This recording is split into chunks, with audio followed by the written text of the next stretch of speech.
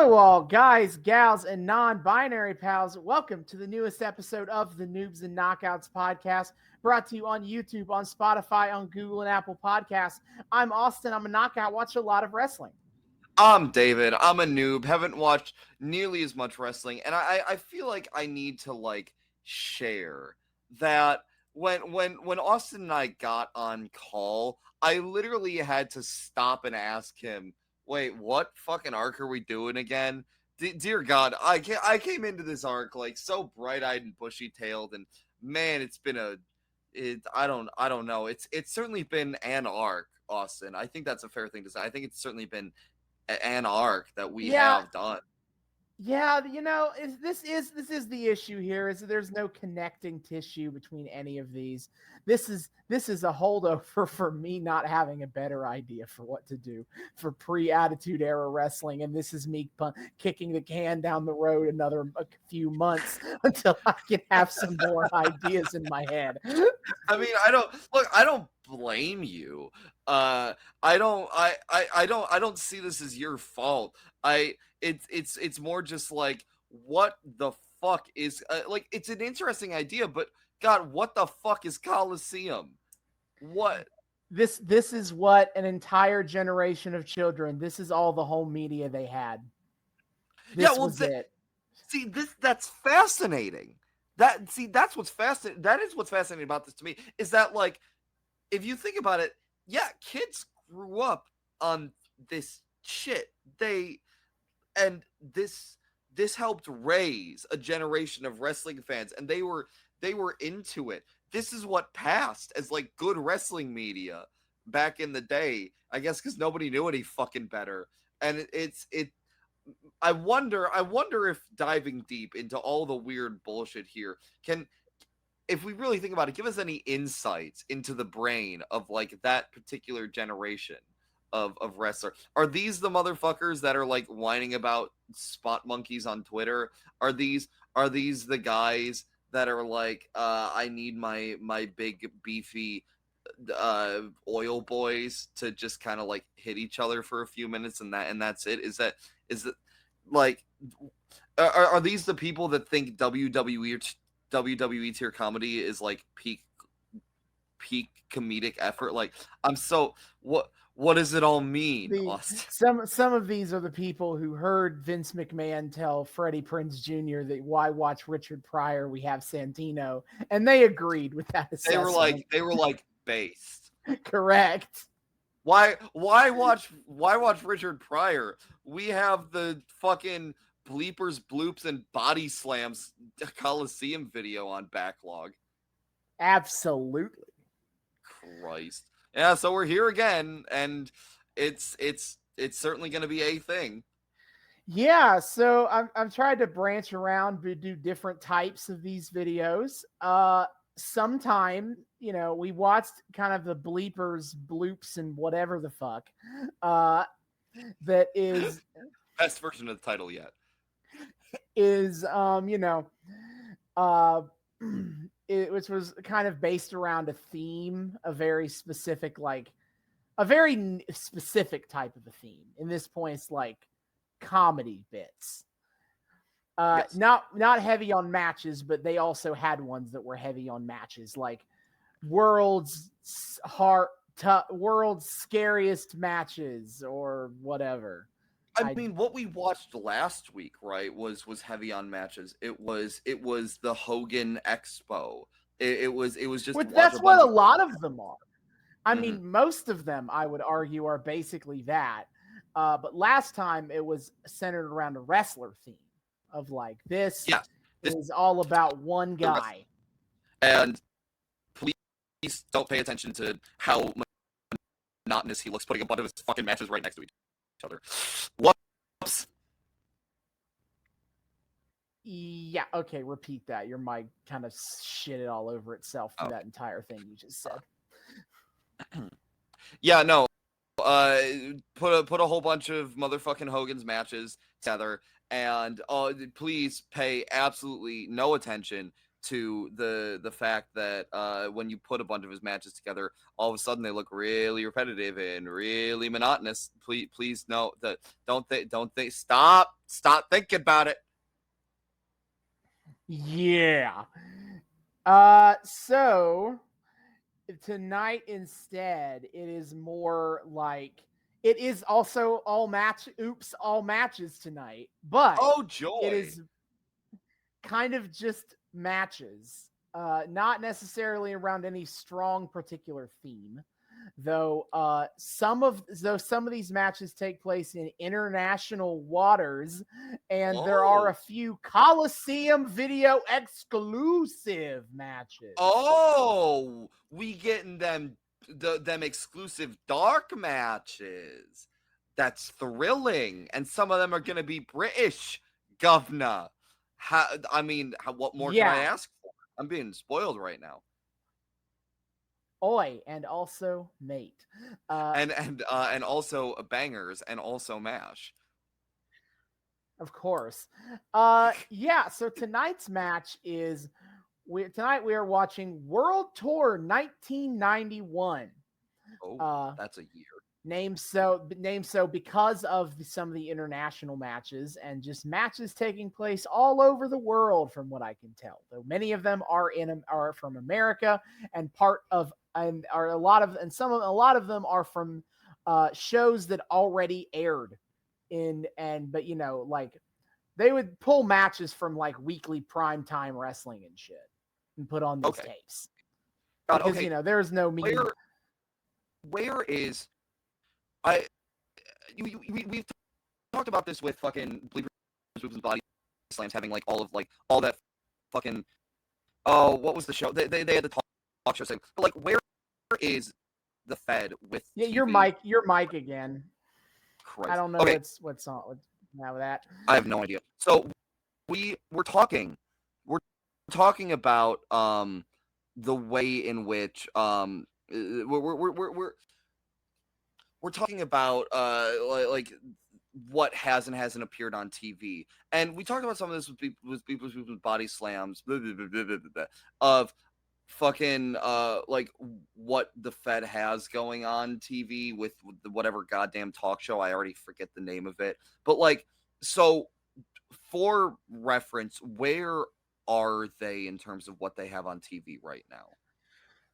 We are. This tape is in 91, obviously. It is taking place.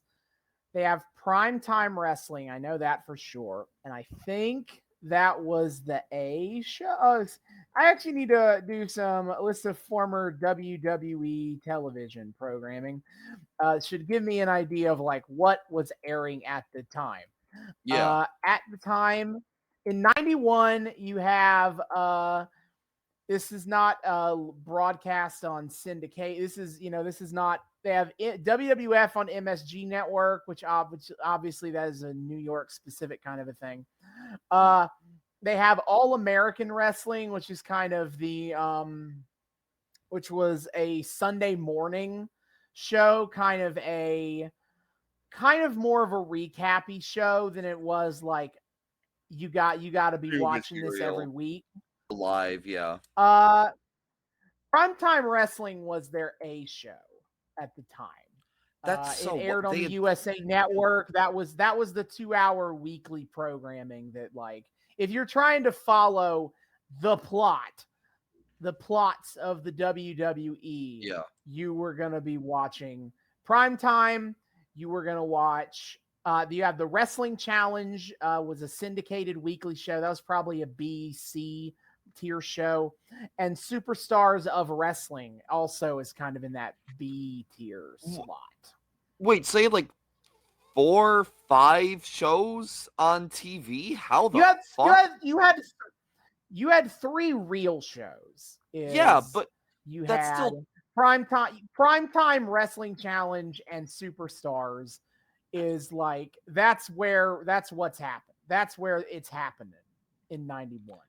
but they still have 1 or 2 other shows that are also getting airtime, even if they're not like You had original. you had all you have All American Wrestling, which was very much which was like Man, you're just really into WWE, huh? Yeah, how the That's fuck did what you're Vince get watching that that. many TV deals? Jesus Christ. Because USA Network loves the WWE then, now, and Clearly. forever. And Um, forever. I mean, to be fair, Wrestling Challenge and Superstars were in syndication, so Oh, really? That's yeah, wild. they were syndicated weekly, so it's not, it's local markets kind of thing. And then Primetime and All American Wrestling were on the USA Network. That's so wild. Mm-hmm. And the talk show is still going right now, right? Tuesday Night Titans, no, Tuesday Night Titans ended in, gotta scroll and find it.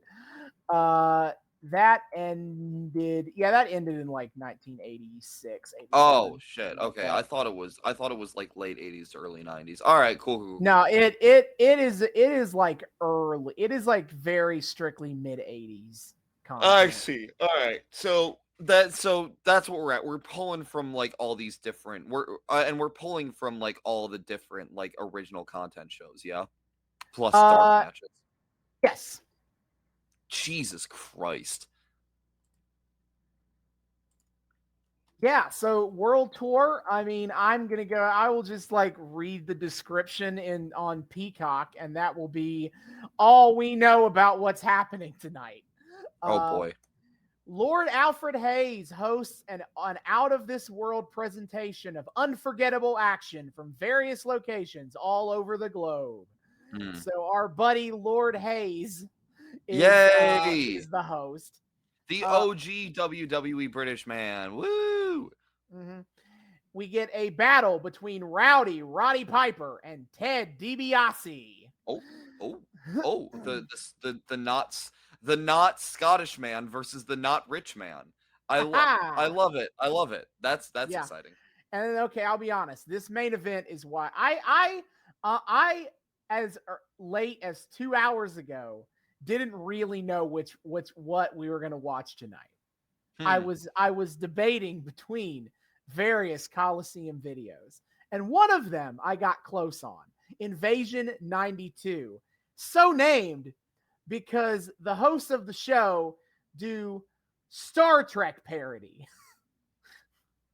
They all dress like they're on the Enterprise, showing the best wrestling from across the galaxy. What the fuck? Why? Oh no. God, that's like those fucking like that one like Canadian mega church that does those insane like Easter musicals. That's like that fucking tier of just like, let's give this a theme.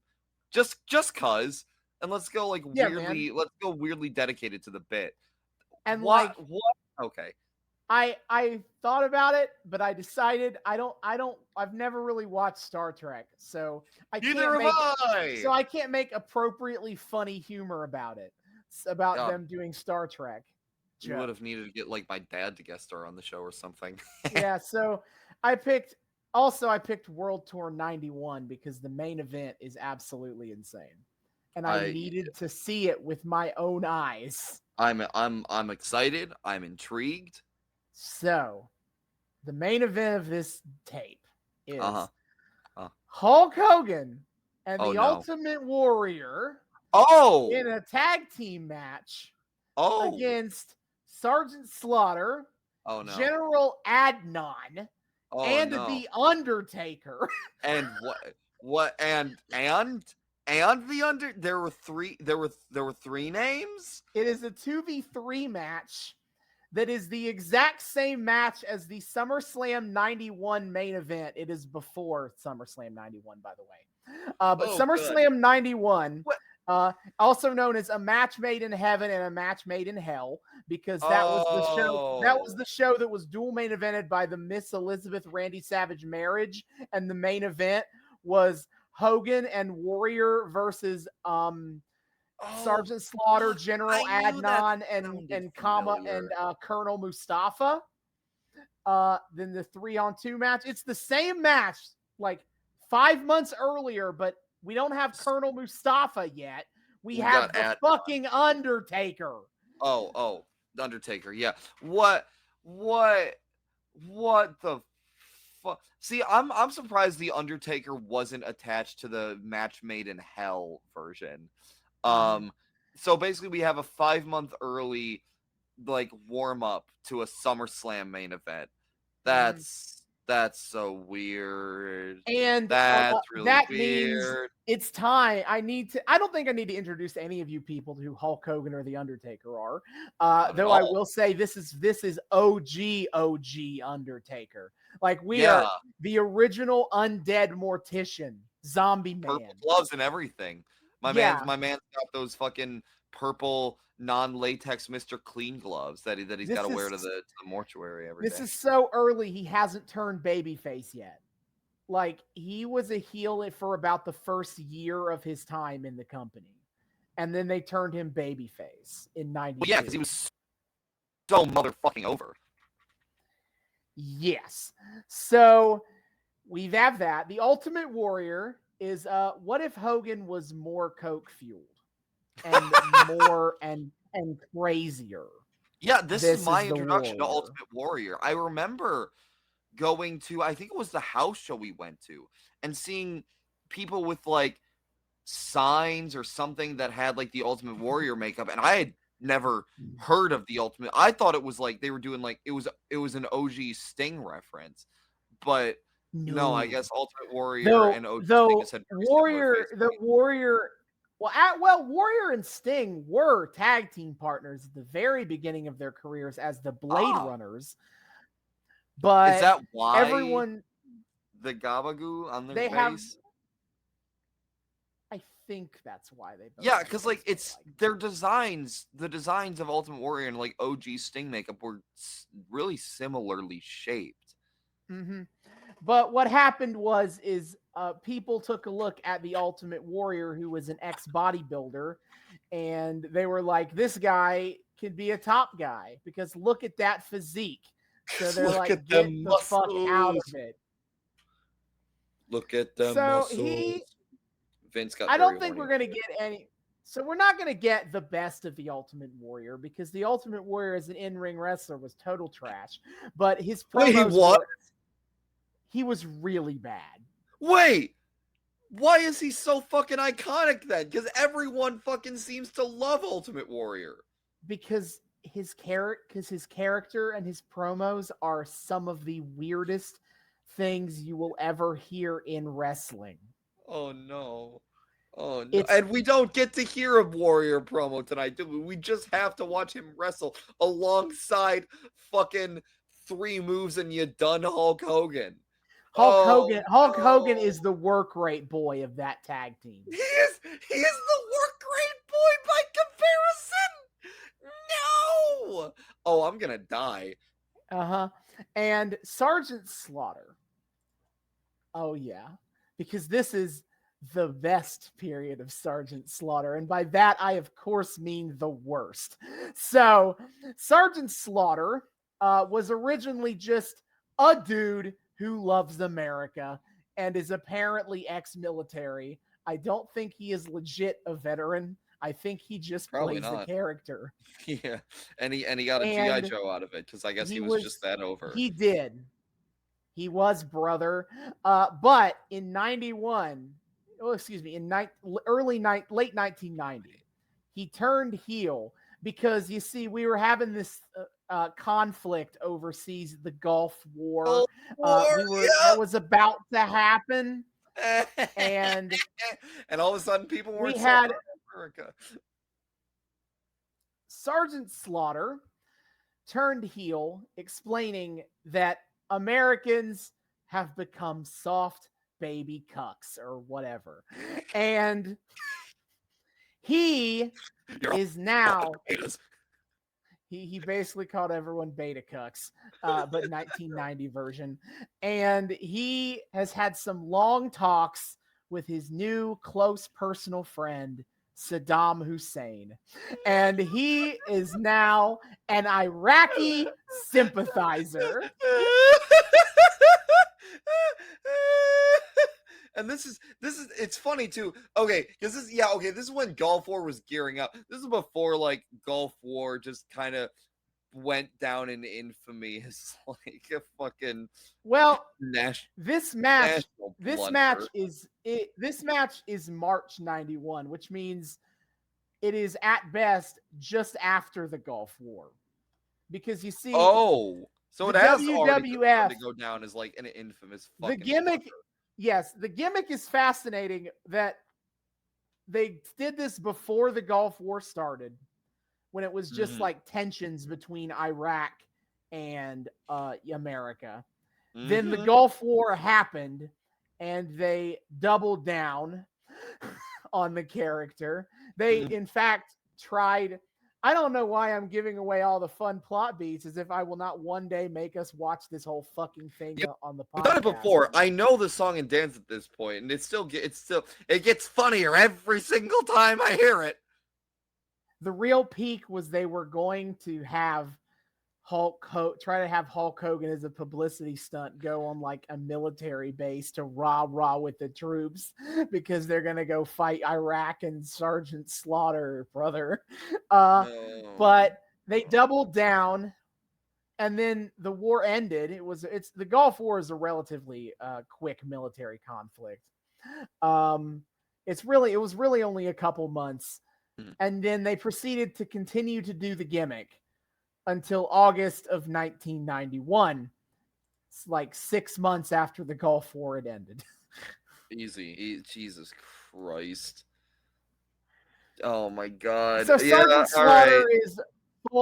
Sergeant Slaughter is full Iraqi sympathizer here. Let me double check some dates, because where is this in relation to WrestleMania 7?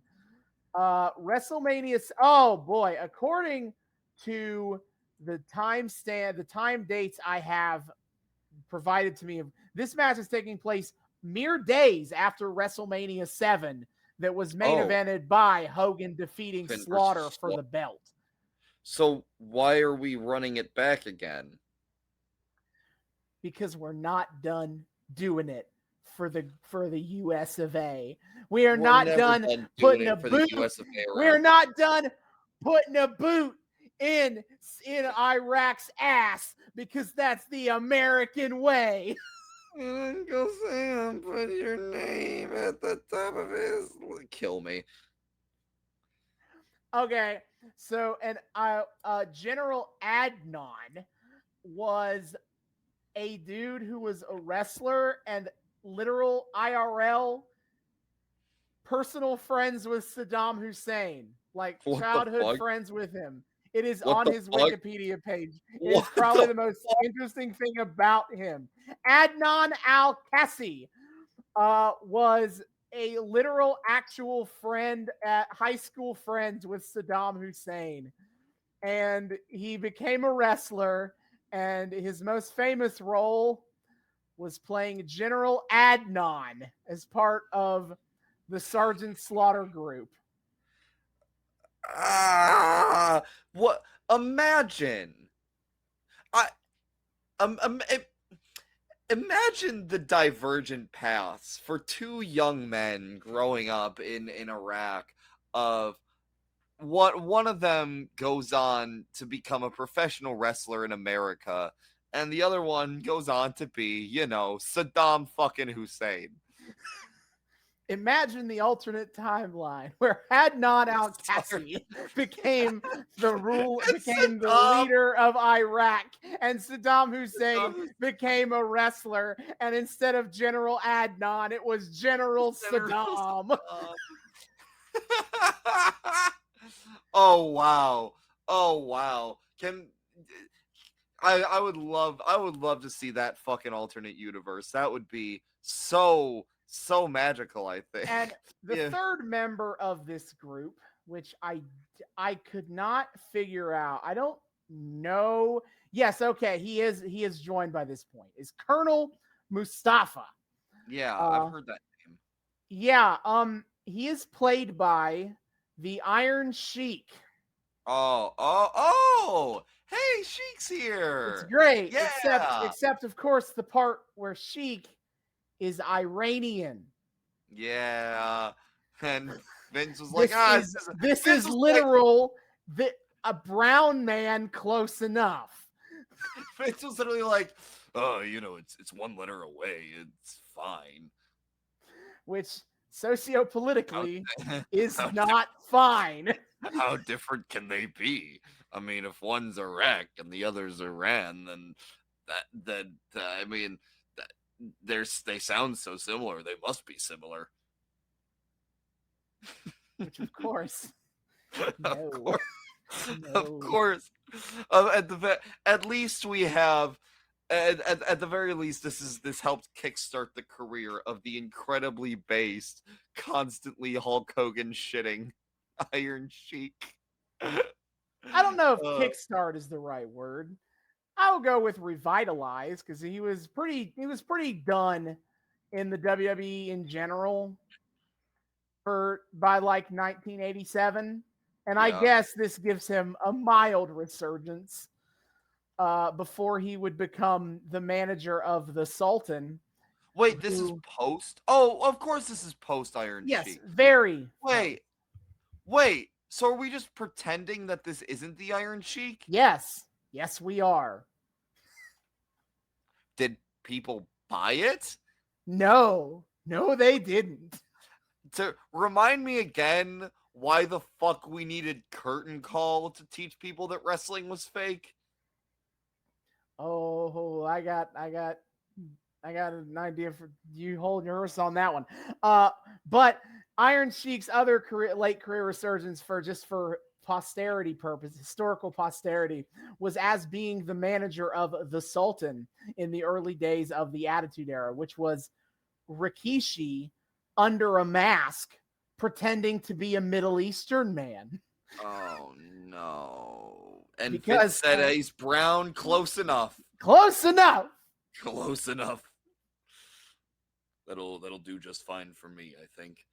Mm-hmm. Who's gonna know the difference? I mean, considering they got a fucking like ethnically vague Italian man to play a supposed like a Middle Eastern Muslim in the 90s. I don't know what the fuck, or 2000. Fuck, when was Muhammad Hassan? 2000s, early 2000s. Muhammad Hassan was 2005. Yeah, Vince never gave a shit. Yeah, so like that's great. We are almost certainly going to see old Colonel Mustafa on this show. I'm excited. So yeah, there's just this is going to be a neat little journey down into 1991 WWF. And the political ramifications of the cultural ramifications of the Gulf War on the world of pro wrestling. I'm so excited. Consider it a preview for when I eventually decide we're just gonna do it's a Slaughter jaunty Hogan. Little rump. Oh, I'm waiting. That's one of those ones I know is locked and loaded for some time in the near future. Yep. So if you would like to watch along with us, you can do Don't. so. Well, that's probably the best idea. But if you wanted to, you can do so at Peacock. That is a NBC Universal streaming service. That's where all the WWE stuff is. And they including about 36 of their Coliseum Home video releases. They're all a pain in the dick to pirate online in a means that we could watch them. So this is the best we got. Sorry about it, folks. We like doing things that are easy for us. Yeah. So, we will be back in the back half to discuss WWF World Tour 1991. Yay. And we are back. We have finished the WWF World Tour 91 on Coliseum Home Video. That, man, when I said that when I said in the front half that, like, man, this is like, I basically implied, yeah, this shit's kind of boring. The monkey paw did curl a little bit. I feel like it was many things. I don't know if it was good wrestling, but it was not boring. I'll tell you that. Yeah, I feel like we kind of reached the Goldilocks ratio between the three that we've watched so far of like bleepers, bleeps, and bleepy slams was it was too much. That was just too much. Yeah. The Hulk Hogan whatever was not nearly enough. That shit was just boring Hulk Hogan. And this managed to find a nice little middle ground. It had the goofy bullshit, but it also had like actual wrestling. And actually, a decent amount of that wrestling was actually good. I will say that some of that wrestling was actually good. So I would say this is probably like the Goldilocks of the three so far, to be sure. That's fair. So let's get into it. We start with this like cheesy train intro graphic, and then we get Lord Alfred Hayes, who is our host for the evening, standing on a train track, apparently waiting for the WWF Express. Which I know is a bunch of bullshit, but also, would I be surprised if one of Vince's many failed business ventures was owning his own train? No, I would not. And oh, look, he just happens to be filming at just the perfect time because the train just happens to be pulling at the station just at that perfect time. Crazy. So we can tell that this is in fact the same shot because we don't see Alfred get on the train. They show the train. They have Alfred standing on the track. They cut to another camera shot to show the train, and then they cut to inside the train where Alfred is sitting down. Yeah, pretty much. The power, the magic of jump cuts, my friend. Ain't they special? Mm-hmm. Just like Kamala eating the chicken. Oh, we love the fucking WWE made cinematic magic happen with those fucking jump cuts, my friend. Yeah, so Alfred is like intros us for the tag team match of the month. That is what it is called. The Rockers versus the Orient Express for our first match of the show. Okay. So it was so that's the name of the team? Yes, the Orient Express. No. Okay, because I didn't. Okay, that's funny because I didn't realize that at first. So Alfred's like, yeah, so now we got to the Orient Express, and I'm like, you thought he was talking about the train? I was like, is WWF doing a murder mystery? Which that would be well, I guess they already technically have done. They have a Scooby-Doo special or two. So I guess they already have done. I would love to see them like do it a fucking like Agatha Christie tier murder mystery though. That'd be great. And but then like I saw the team that I guess is called Orient Express and Mr. Fuji was there. I'm like, oh, Alfred, did you say that because Mr. Fuji is here? Come on now. I mean, that's why they renamed that. Yeah. So the team is Pat Tanaka, Kato, and who is in a mask, which I think is important to know because he is Croatian under the mask. I want to go ahead and check my notes on that. Not Asia. Well, not Asia. Legacy. Is Croatian Asia? Hold on. Please check. Please hold. I thought it was Eastern Europe. In the Balkans. Either way, not Eastern Europe. Yeah, it's Balkans, which not Far East like this tag team is supposed to be. It could be worse. They could be weaponizing his Balkan identity for some weird country-based heat. Glad they didn't go that route at the very least, but I don't know if yellow face is much better. It's probably a lot worse, actually. Guess. Yeah, or Pat yellow Tanaka, mask in this case. Pat Tanaka, I can't tell if he is of Japanese descent or not, but he did train in the New Japan Dojo. Hey, look at that. So, and then, of course, Mr. Fuji. Mr. Fuji. Again, the conductor of the Orient Express. I'm sure that's a name they came up with all by themselves. And that they wouldn't have referenced nothing. This match was taped in London. We have a lot of match. I'm pretty sure all the Coliseum exclusive matches tonight were in London, actually. They might have been. They talked a lot of them were in London. I know that. They had Hayes on commentary for a few of them, so I don't know if that was like. Yeah, I guess it was. Yeah, and so then the Rockers, Shawn Michaels and Marty Jannetty. Marty Jannetty, yeah. They are just like two cool dudes with attitude in 1991. This is my first time seeing the Rockers in action, I think. Yeah, I believe it is.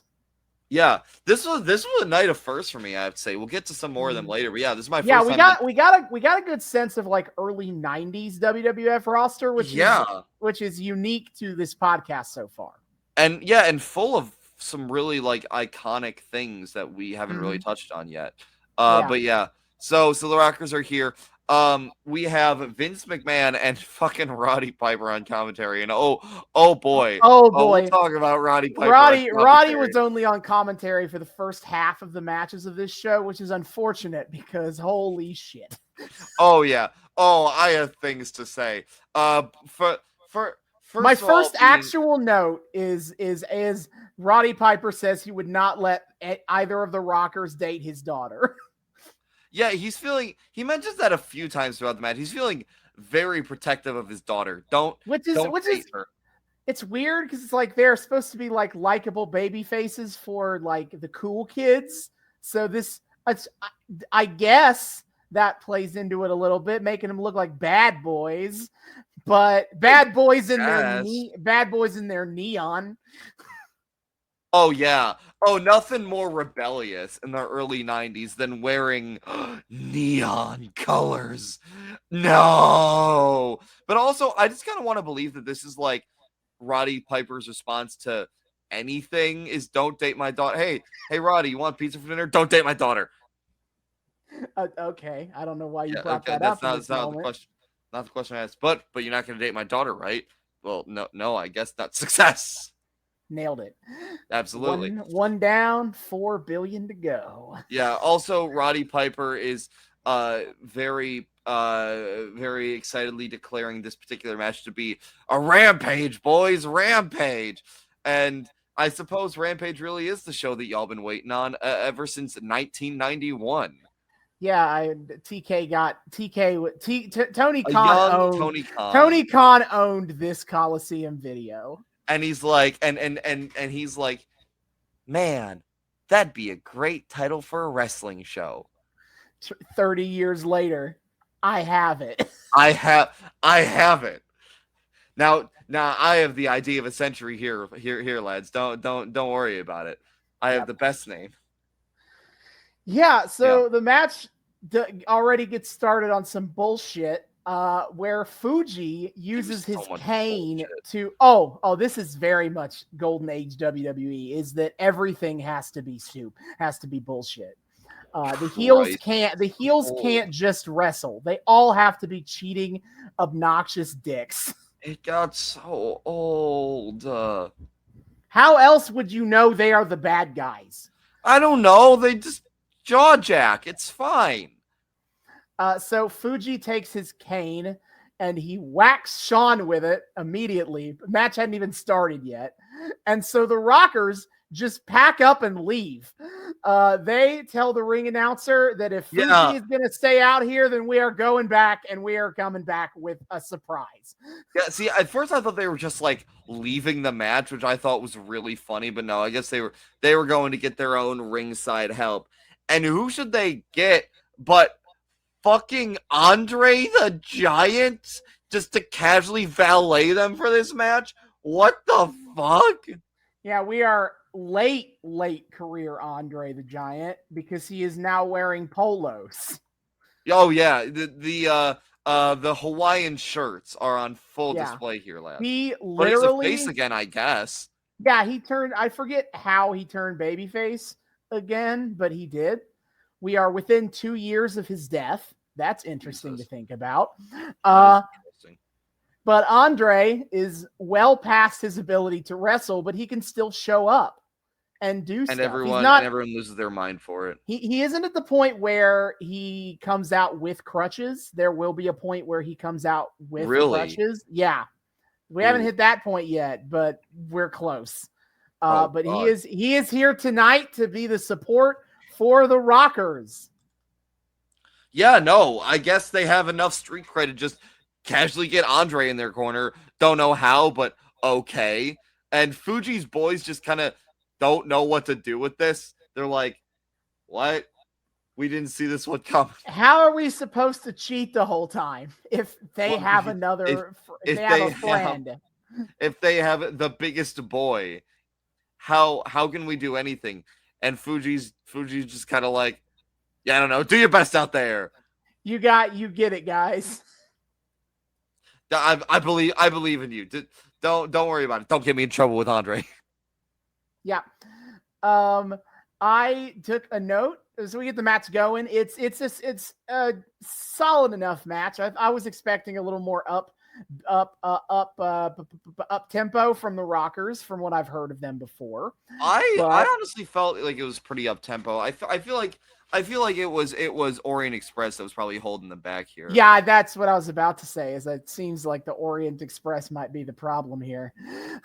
Yeah, and according to you, quick tags are like still a new thing in this era. Well, I guess because they were like hyping up how like, hey, you got to watch this, what the Rockers do. These quick tags back and forth. Like they're hyping that. So like on commentary, they're hyping it up as this like newfangled invention of technique of the younger generation of a little more informal like tag procedure. That's so wild, dude. Like to think that, I mean, I guess it makes sense, but just to think of like a time when quick tags weren't really a thing because we were so like focused on the technical proceduralism of wrestling. Yeah, you got to stand in the corner, you got to hold the tag rope, it's got to be hand to hand. Yup, and gotta be hand to hand. That's so wild in today's day and age. Just like you just kind of like 5-star your partner. Just hit something and just hit the partner somewhere. That's just good smack enough. him in the nuts, and that's a tag. Something that comes up a lot in other matches, and I don't really remember it happening in this one, but also like the concept that the ref must see the tag. And yeah, in fact, I know. It is a huge part of every tag match in this era of time where like at least once the baby faces, either the heels will make a tag, will sneakily tag in and the ref misses it, or the baby faces make a legit tag, but the ref misses it. So the ref's like, hey, that didn't count. Get back. Man, that's got to be such an exhausting trope to watch on the regular. Holy shit. I get so tired of that so quickly. God damn. But yeah, so that's definitely how the tags work. And we also learned that we're in the worst timeline, the bad ending, because the Nasty Boys are the current champs. No. Yeah, they at one point on commentary they talk about like the Nasty Boys are probably watching the tapes on both of these teams, and quite frankly, I refuse to believe the Nasty Boys have ever watched the tapes on anybody. I doubt that shit. So Nasty Boy, I didn't think they cared that much. I didn't think that was possible for them to do. I didn't think it was in their like mental capacity. No, I mean, why do they need to watch tapes? All they gotta do is stick them in their hairy, smelly armpits, and bada bing, bada boom, we got it. That's the best finisher in the business, baby. All right. No, until someone invents something to beat the stinky armpit, you got a winning strategy that can never be topped, and that's why they're the tag champs, obviously. Yep.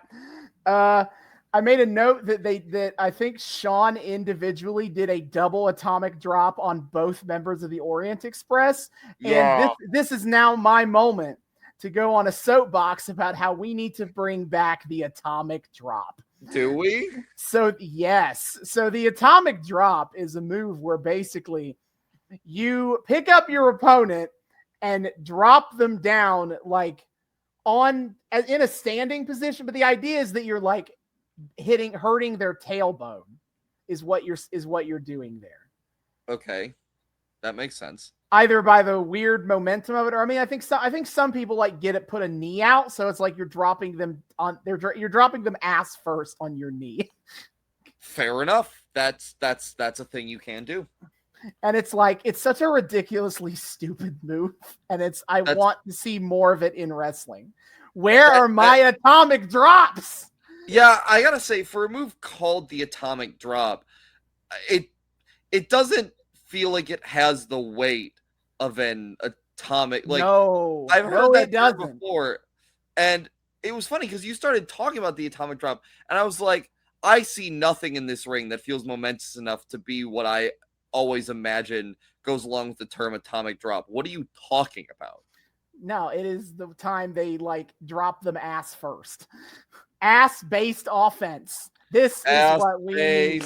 Offense. I love it. So just a reverse pile driver, but your right side up. Pile driver, your right side up. That's great. That's a good way to describe it. A pile driver with your right side up. Oh, that's so perfect. That I don't understand why this move has died out. Yeah, it's offense is the best part of wrestling. It is a very like it's like a golden age move. It got phased out by like the Attitude Era. Yeah, well, as we know, Austin, it's not like so many advancements in medical academia since these early days, and we know that there are no injuries more serious than those sustained to the ass. And so we, as I think you were so eloquently putting it when we were watching, we must asses in wrestling have never been safer since the phasing out of the atomic drop. And I for one am here for protecting all of the asses of all of the wrestlers out there. It's so essential, you know, to the well-being of these performers that their asses be protected. Of course. So I wrote literally so many leapfrogs, so many drop downs, god dang spot monkeys. I know, and we went from a leapfrog to an armbar. Now Holy this chain wrestling. You gotta slow it down, kid. Yeah, this also makes it funny that I was like shitting on like spot monkey whingers during the front half because holy fuck, the Rockers. If we talk Rockers about, like, are the spot monkeys of 1991. Yeah, if we talk about like MCMG is like proto Young Bucks, Rockers feel like fucking proto MCMG. Jesus Christ. Mm-hmm. God damn. Yeah, no. What? We did 2 moves in a row in quick succession, and we got quick tags. Oh man. I've never seen this. Is the fact that unironically probably like revolutionized the industry back then. So fucking wild. Who do you think the Young Bucks take their style after? Like their literal fashion style.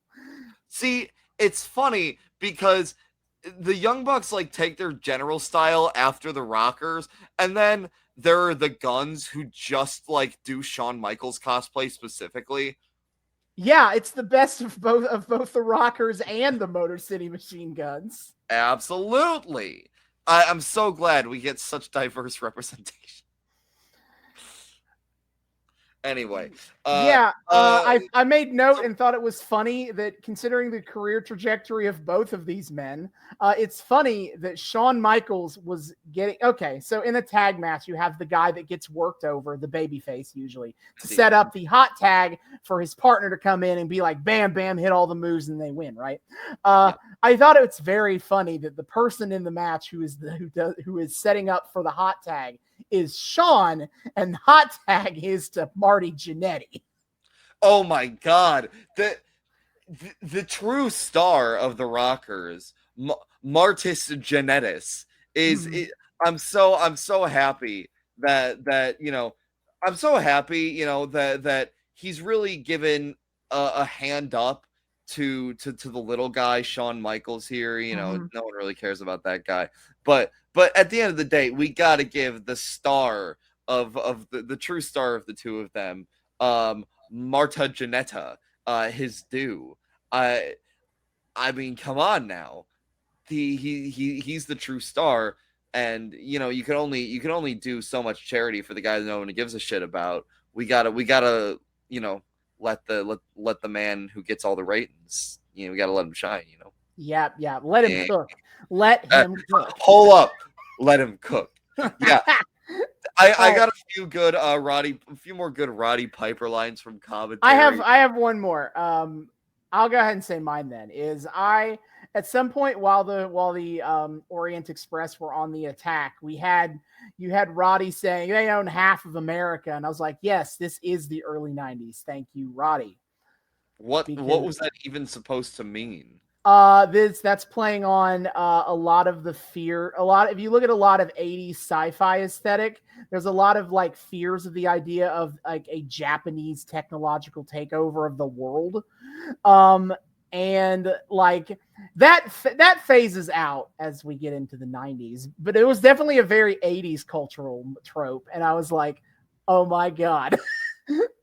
Christ almighty. I'm so glad the cinephile Roddy Piper is here with the fresh references and cultural observations, and that totally aren't racist at all.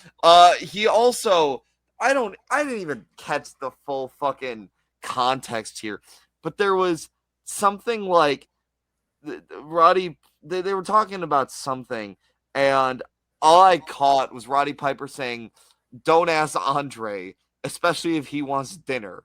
Thank you, Roddy. I don't remember the context, but they definitely did get to a point where they're just like, haha, Andre eats a lot because he's big. Get it? Fat. He's fat. He is a large man. Get it? Roddy Piper also calls this not pure technical wrestling, pure scientific wrestling. So Roddy Piper's out here breaking out his test tubes. And a personal favorite of mine from this match was the Rockers do a tag, and I think Vince calls it a nice tag. Yeah, Roddy goes, "How do you have a nice tag? Do you say thank you?" And Vince says, "I suppose so." He does this multiple times in this show across multiple matches. How do you have a nice tag? You say, I want to believe that now Roddy Piper, every time he's in a tag match, and he makes a point to like give a whole eloquent speech showing his gratitude to his tag partner for this most generous moment.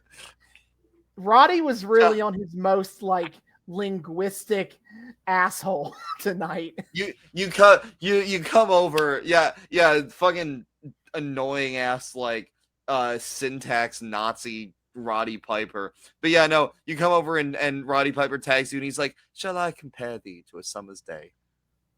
Yes. God. So at the match kinda ends basically the Orient Express go for like a double clothesline. They literally like link arms and try to run at Sean, and Sean ducks him and then hits them both. And then he tags in Marty. Marty hits all his moves, a rah-rah and rah-rah. Marty goes for an elbow drop. Fuji trips him up on the top rope. Oh, excuse me, he trips him up on the side of it. My bad. He was not going for an elbow drop at the top. But Fuji trips him up. Marty goes out of the ring and is like, "Hey, man." And then Andre comes over and chokes Fuji. Yeah. It does the thing where he like chokes them from behind. Shakes their neck, And then Andre takes Fuji's cane, hits Pat Tanaka in the head with it, and then the Rockers hit a double team move off the top and win. Oh God, okay. There was a lot of noted baby faces on this show. Andre is but the first. Yeah. Noted baby face. Andre the Giant cracking a motherfucker over the head with a cane. You can get away with anything, yada yada. A few other things of commentary that I missed.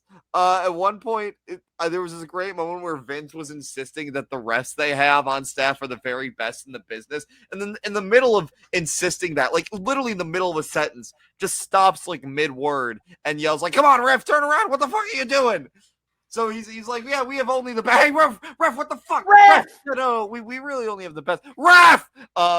Also, Roddy Piper at one point is like, Mr. Fuji's a heel piece of shit. Don't get me wrong. But Roddy Piper at one point is over here like questioning what the fuck Fuji is doing while Fuji is doing checks notes absolutely goddamn nothing.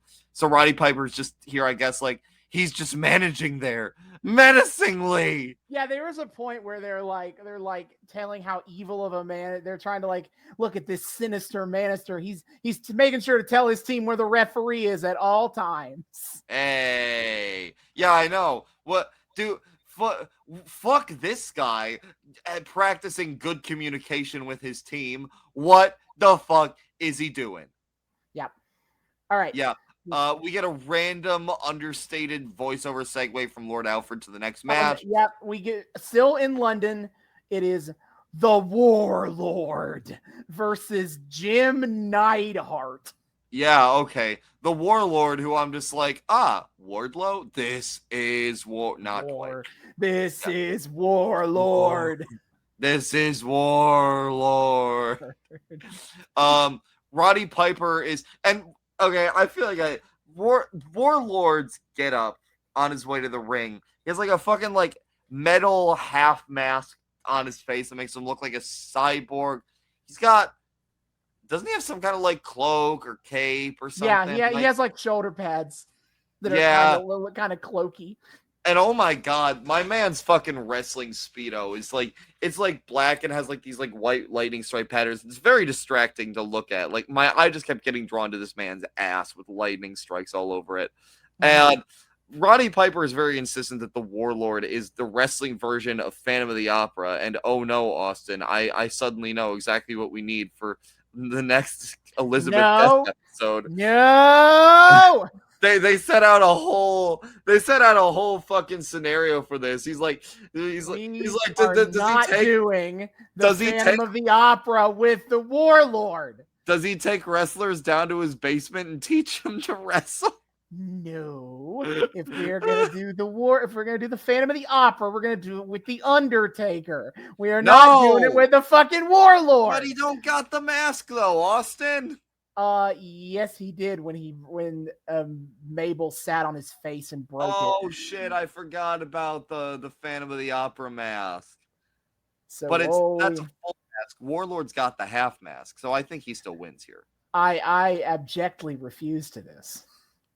Work once again with me. No Warlord. The Phantom of the WWF is here. The anyway, Phantom of the Ring. The Phantom of the Ring. So anyway, the crowd goes ballistic for Jim Neidhart to come out. Top guy here in London, Jim Neidhart.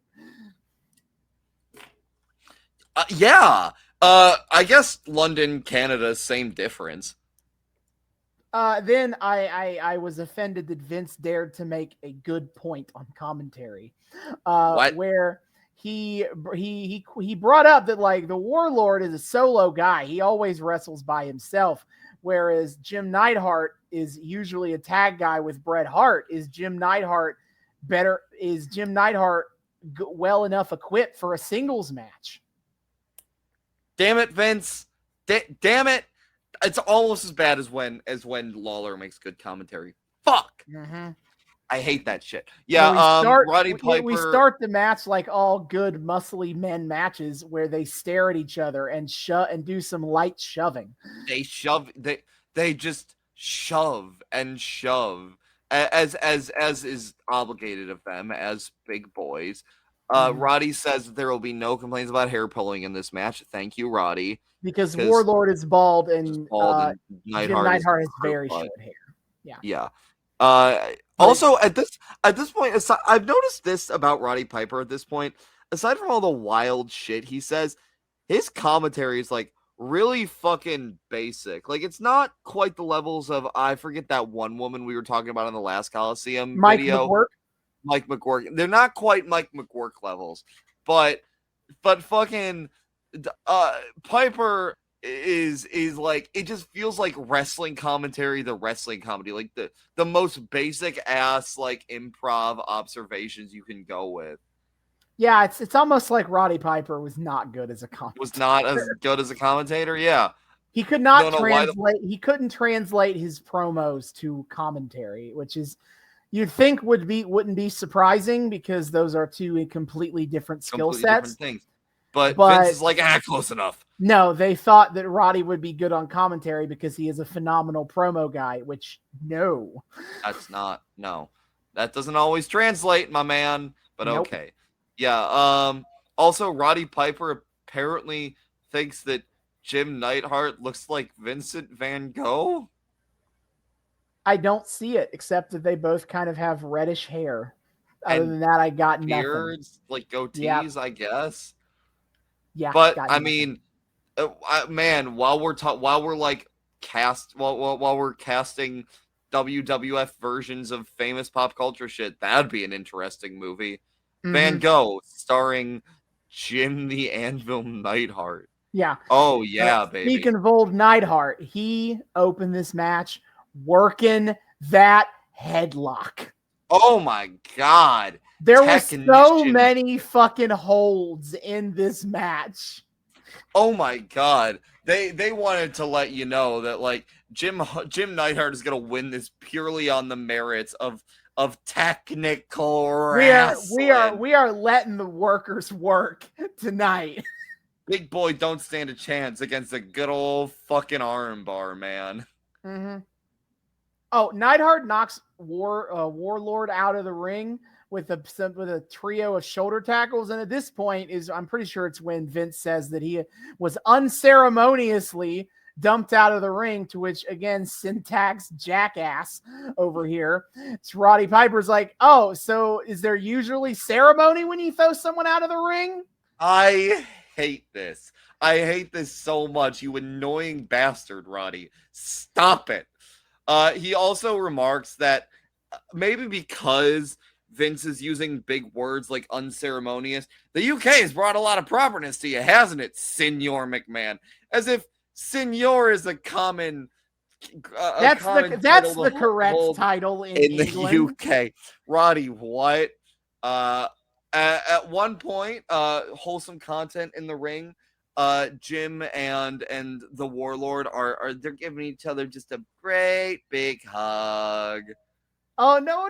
Before we get to the hug, we get to the hand holding. So you need to back up a little bit. There's a progression because here. There's the hand holding. Warlord tries to set up a test of strength, which, if you don't know what that is, it is when two wrestlers hold hands with each other and pretend to be like pushing each other back with their strength. It's the weirdest shit ever, dude. I don't know why it's a thing. Like, and it's great every time. Warlord he offers it up, and Neidhart's like, this might be a trick. I don't know. And he grabs the hand, and then Warlord immediately goes for a kick, but Neidhart saw it coming, and so they bounce around the ring in a circle with Neidhart holding up Warlord's leg.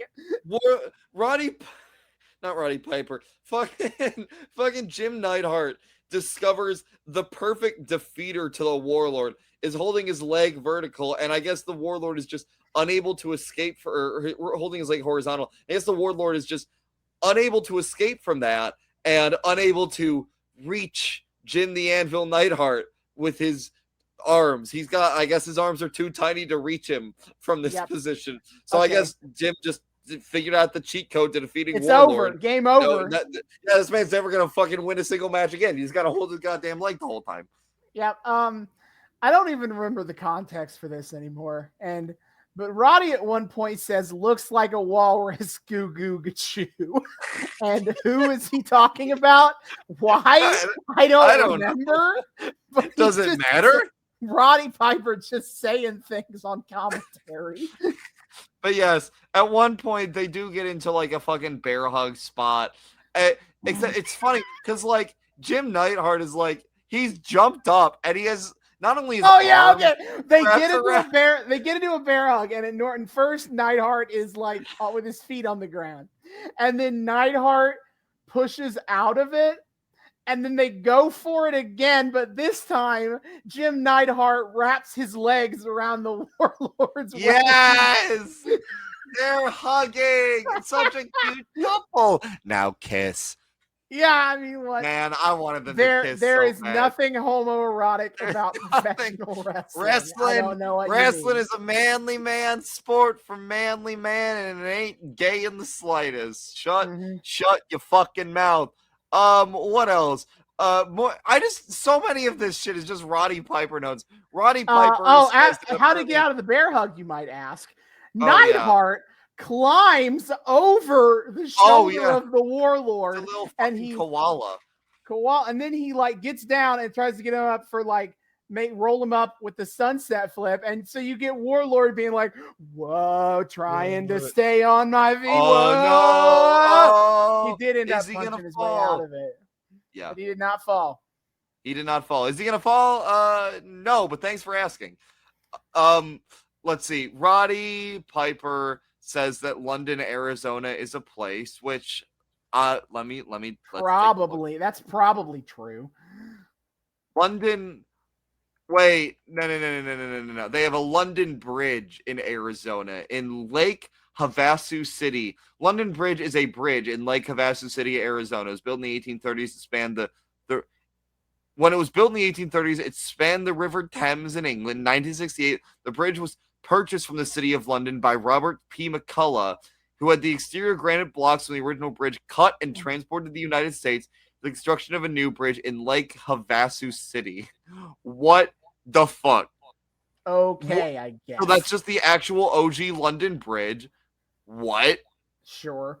That's insane. Also, Roddy is also very happy to be here in the UK because, and I quote, he won't have to beat people up for being judgy about his kilt. Yep. Okay. Yep. So Neidhart is I made note of this because it's funny. A lot of the match is the Warlord beating up on Neidhart. Classic babyface comeback shit. Absolutely. And so the commentators are talking about like eventually the ref might just be like, Neidhart is just out of it. He can't compete anymore. And as they are discussing that possibility, Jim Neidhart makes his comeback sequence. Yeah, he like gets up, he attacks fucking Warlord in the corner. I think, Jesus, I keep almost calling this man Wardlow. I also jumps up and attacks Warlord in the corner. And as that fucking Roddy Piper goes, do they say, he goes, oi, oi, oi. Do they say oi, oi, oi in the UK? It means, man, that was a close one. And at this point, I've just declared that Roddy Piper is already an official inductee to the Nightmare Blunt rotation on commentary, alongside Vampiro, Chris Jericho, and Jerry fucking Lawler. Jesus Christ. What the fuck? So the match ends where I almost said Wardlow myself.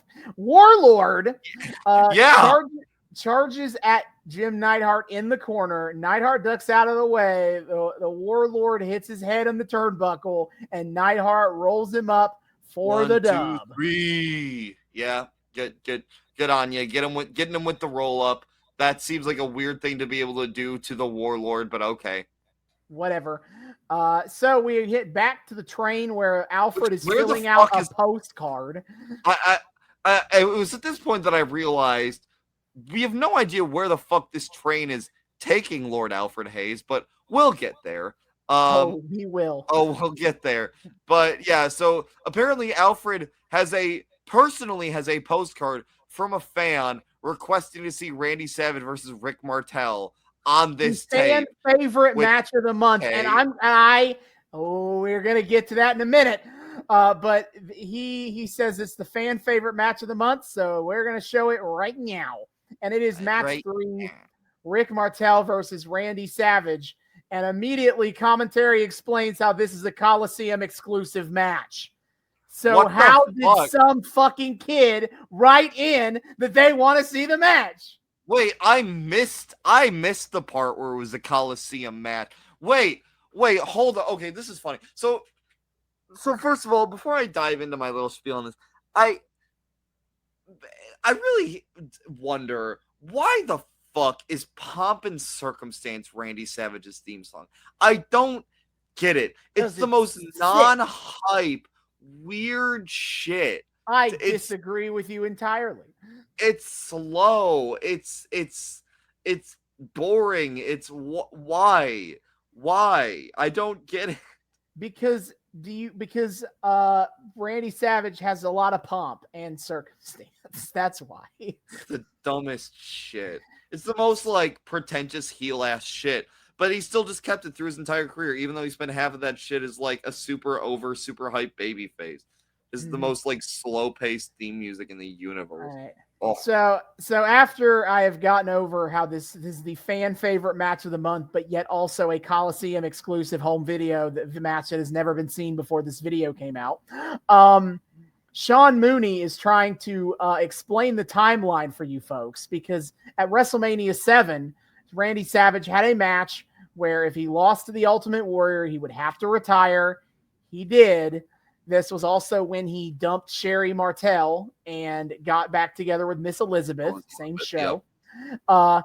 But this is taking place after that. But to explain that, Sean Mooney on commentary is like, well, you see, he signed the contract for this match before he had to retire. So he contractual obligations. So this is his last match ever, we swear. Which is so fucking funny because they're wringing money out of people for Randy Savage's last match twice over. First with the fucking WrestleMania pay-per-view match, and now on this goddamn VHS. If you want to see Randy Savage's last match ever for real, you fucking you have to buy a VHS and no one on TV gets to see. What the shit, dude? That's such bullshit. Also, this particular retirement happened because at the time Randy Savage was looking to get off the road. His relationship with Elizabeth was and he wanted to try to start a family with her. And so to do that, he needed to stop taking the roids, and to be in a position to be able to do that, he needed to stop being a wrestler. So he apparently genuinely was trying to retire for real in 1991. But then how'd that work out? He could not have a kid with Elizabeth, and their relationship continued to deteriorate. So, and that's why they had the big comeback in the in-ring marriage. They tried to save the marriage with a fake marriage. That's always how that works. And then that didn't work either. But that is why he is retiring right now. And so honestly, Rick Martel kicks his ass for most of the match. Really does. It's such a weird, such a weird send-off match. What the fuck, dude? It is. Rick Martel, the model. He is a model. That is the gimmick. Yes. Yeah, he comes out in like a fucking Chippendales ass get up with the bow tie and the suit jacket and nothing else. Yep. Rick, I made a note of Rick Martel putting the moves on Miss Elizabeth because, of course, he is a heel wrestling Randy Savage. Of course, that's what he did. You know, you made this point, and I do have to bring it up. It's like, you know, in kayfabe, maybe Savage had a point to locking Miss Elizabeth in the trailer. Because I can just imagine with all these heels that are constantly trying to mac on her, you gotta imagine, like, those motherfuckers, like, whenever she's not out there with Savage, all those motherfuckers gotta be, like, pounding at the, like, dressing room door, just a billion heels just trying to mac on Miss Elizabeth going, let us in. Yeah, thank God Randy Savage never wrestled The Undertaker, because then I'd have to watch Paul Bearer try to hit on Miss Elizabeth. Nope. Oh, my Elizabeth. Oh, God. Why did you have to give me that image? Why? Oh, Miss Elizabeth, you would look beautiful in a casket. Oh, yes. Stop. Bad touch. Yeah. Miss also, Elizabeth. Nope. I'm going to make Randy Savage rest in peace. According to Roddy Piper, Miss Elizabeth wrestled pre-Savage because I think it was Piper, like, said it might not have been. No, it wasn't. Wait, fuck. Was it Piper on commentary still at this I point? think I don't think I think it were on the Mooney and Alfred Hayes. Okay. Yeah, I think it was like Mooney on commentary. Basically said something about how like Elizabeth's in-ring skills are rusty, which to me implies that like at least in kayfabe, she wrestled pre-Savage. Stop teasing me. Stop it. I want in-ring Miss Elizabeth. Why must you keep teasing me with the prospect? Stop. Yeah, no. So after Rick Martel hits 95% of the moves, he misses a tackle for off the top rope, and then Macho Man fucking throws him out of the ring, hits him with a pile driver to the ring floor, and then just tosses him in and for an elbow drop for the win. Fuck you, two moves, get out of here. Fuck you. Yep, and Macho Man will never wrestle again. Yep. So we get an advertisement to write to apparently you can WWF fan favorites. Apparently you can write a postcard to Lord Alfred Hayes to request a match be put on a Coliseum VHS. What? Imagine fucking personally affecting what goes on a Coliseum DVD via postcard as a like random kid in the 90s. That's insane. Yep. And now for what is the highlight of this tape, don't at me, is Etiquette with Lord Alfred Hayes. Yes. So Lord Alfred is in this fancy French restaurant with sensational Sherry in a full tux with sensational Sherry Martel and the Brooklyn Brawler. Now, Sherry is dressed up because she's in her $1 million valet gear. Yeah. But Brooklyn Brawler is in his ratty white t-shirt with holes and his like beanie. Yeah, here at this restaurant. Like looks different to me. I don't remember him usually looking so like rugged. I remember him looking like more clean shaven, a little more scrawny, and just kind of exuding the vibe of, loser. Here he seemed like he could have been a legit. This is pre-jobber. This is when they were trying to make him a thing. He was with Heenan. They were trying to make him a thing. What? And then they just turn him into the jobberiest jobber to ever jobber? Yes. Why? I don't know. But I do know that he was presented as a moderately important person for a couple of years there. What the fuck, man? Poor Brawler. All right, yeah. All right, so here, I don't know why Hayes is here for this with these two, but they are. He thinks he can civilize the savages, I think. I guess, but I'll show you how that's going to work. We're opening with sensational Sherry is just at the table doing her toenails, and meanwhile, Brooklyn Brawler is shooting spitballs out of the straws. So great. Lord Alfred takes about as well as you would expect. So Lord Alfred tries to teach them about properly like folding the napkin and putting it in their lap. Well, okay, not napkin. It's apparently common to say napkin, which fuck you. Fuck off, Hayes. It's the napkin. And Brooklyn Brawler looks at this and is like, oh, okay, I gotta be like a proper Italiano. He like just puts it down his shirt like a bib. And he's like, absolutely. I gotta protect. What about my shirt? When Alfred Hayes is like, what are you doing? Stop it. No. You must take it out. But I'm gonna get stuff on my shirt. What? Which he makes a great point. If you like, that fucking protect your shirt, dude. What the fuck is Alfred talking about? And then, even better, Sherry copies Brooklyn Brawler, and so she puts it down the front of her shirt. And so Alfred is a bit more décolletage, mind you. Sure. So Alfred tries to like grab at the napkin to get it out of her shirt, and Sherry slaps his hand, and she's like, "What are you, a dirty pervert? What do you think you're doing?" She's like, "Stop trying to touch my tits, Alfred."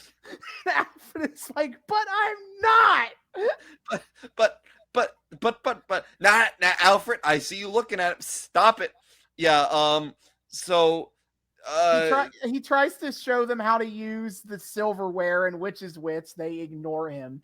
They take the bread, the table bread, and they just start breaking. He tries to show them how to properly like cut and butter bread, and their response is to tear up the bread, throw it at each other, and then Brooklyn Brawler just takes like a loaf of the bread and just smears an entire packet of butter all over it. And he's like, see, Absolutely.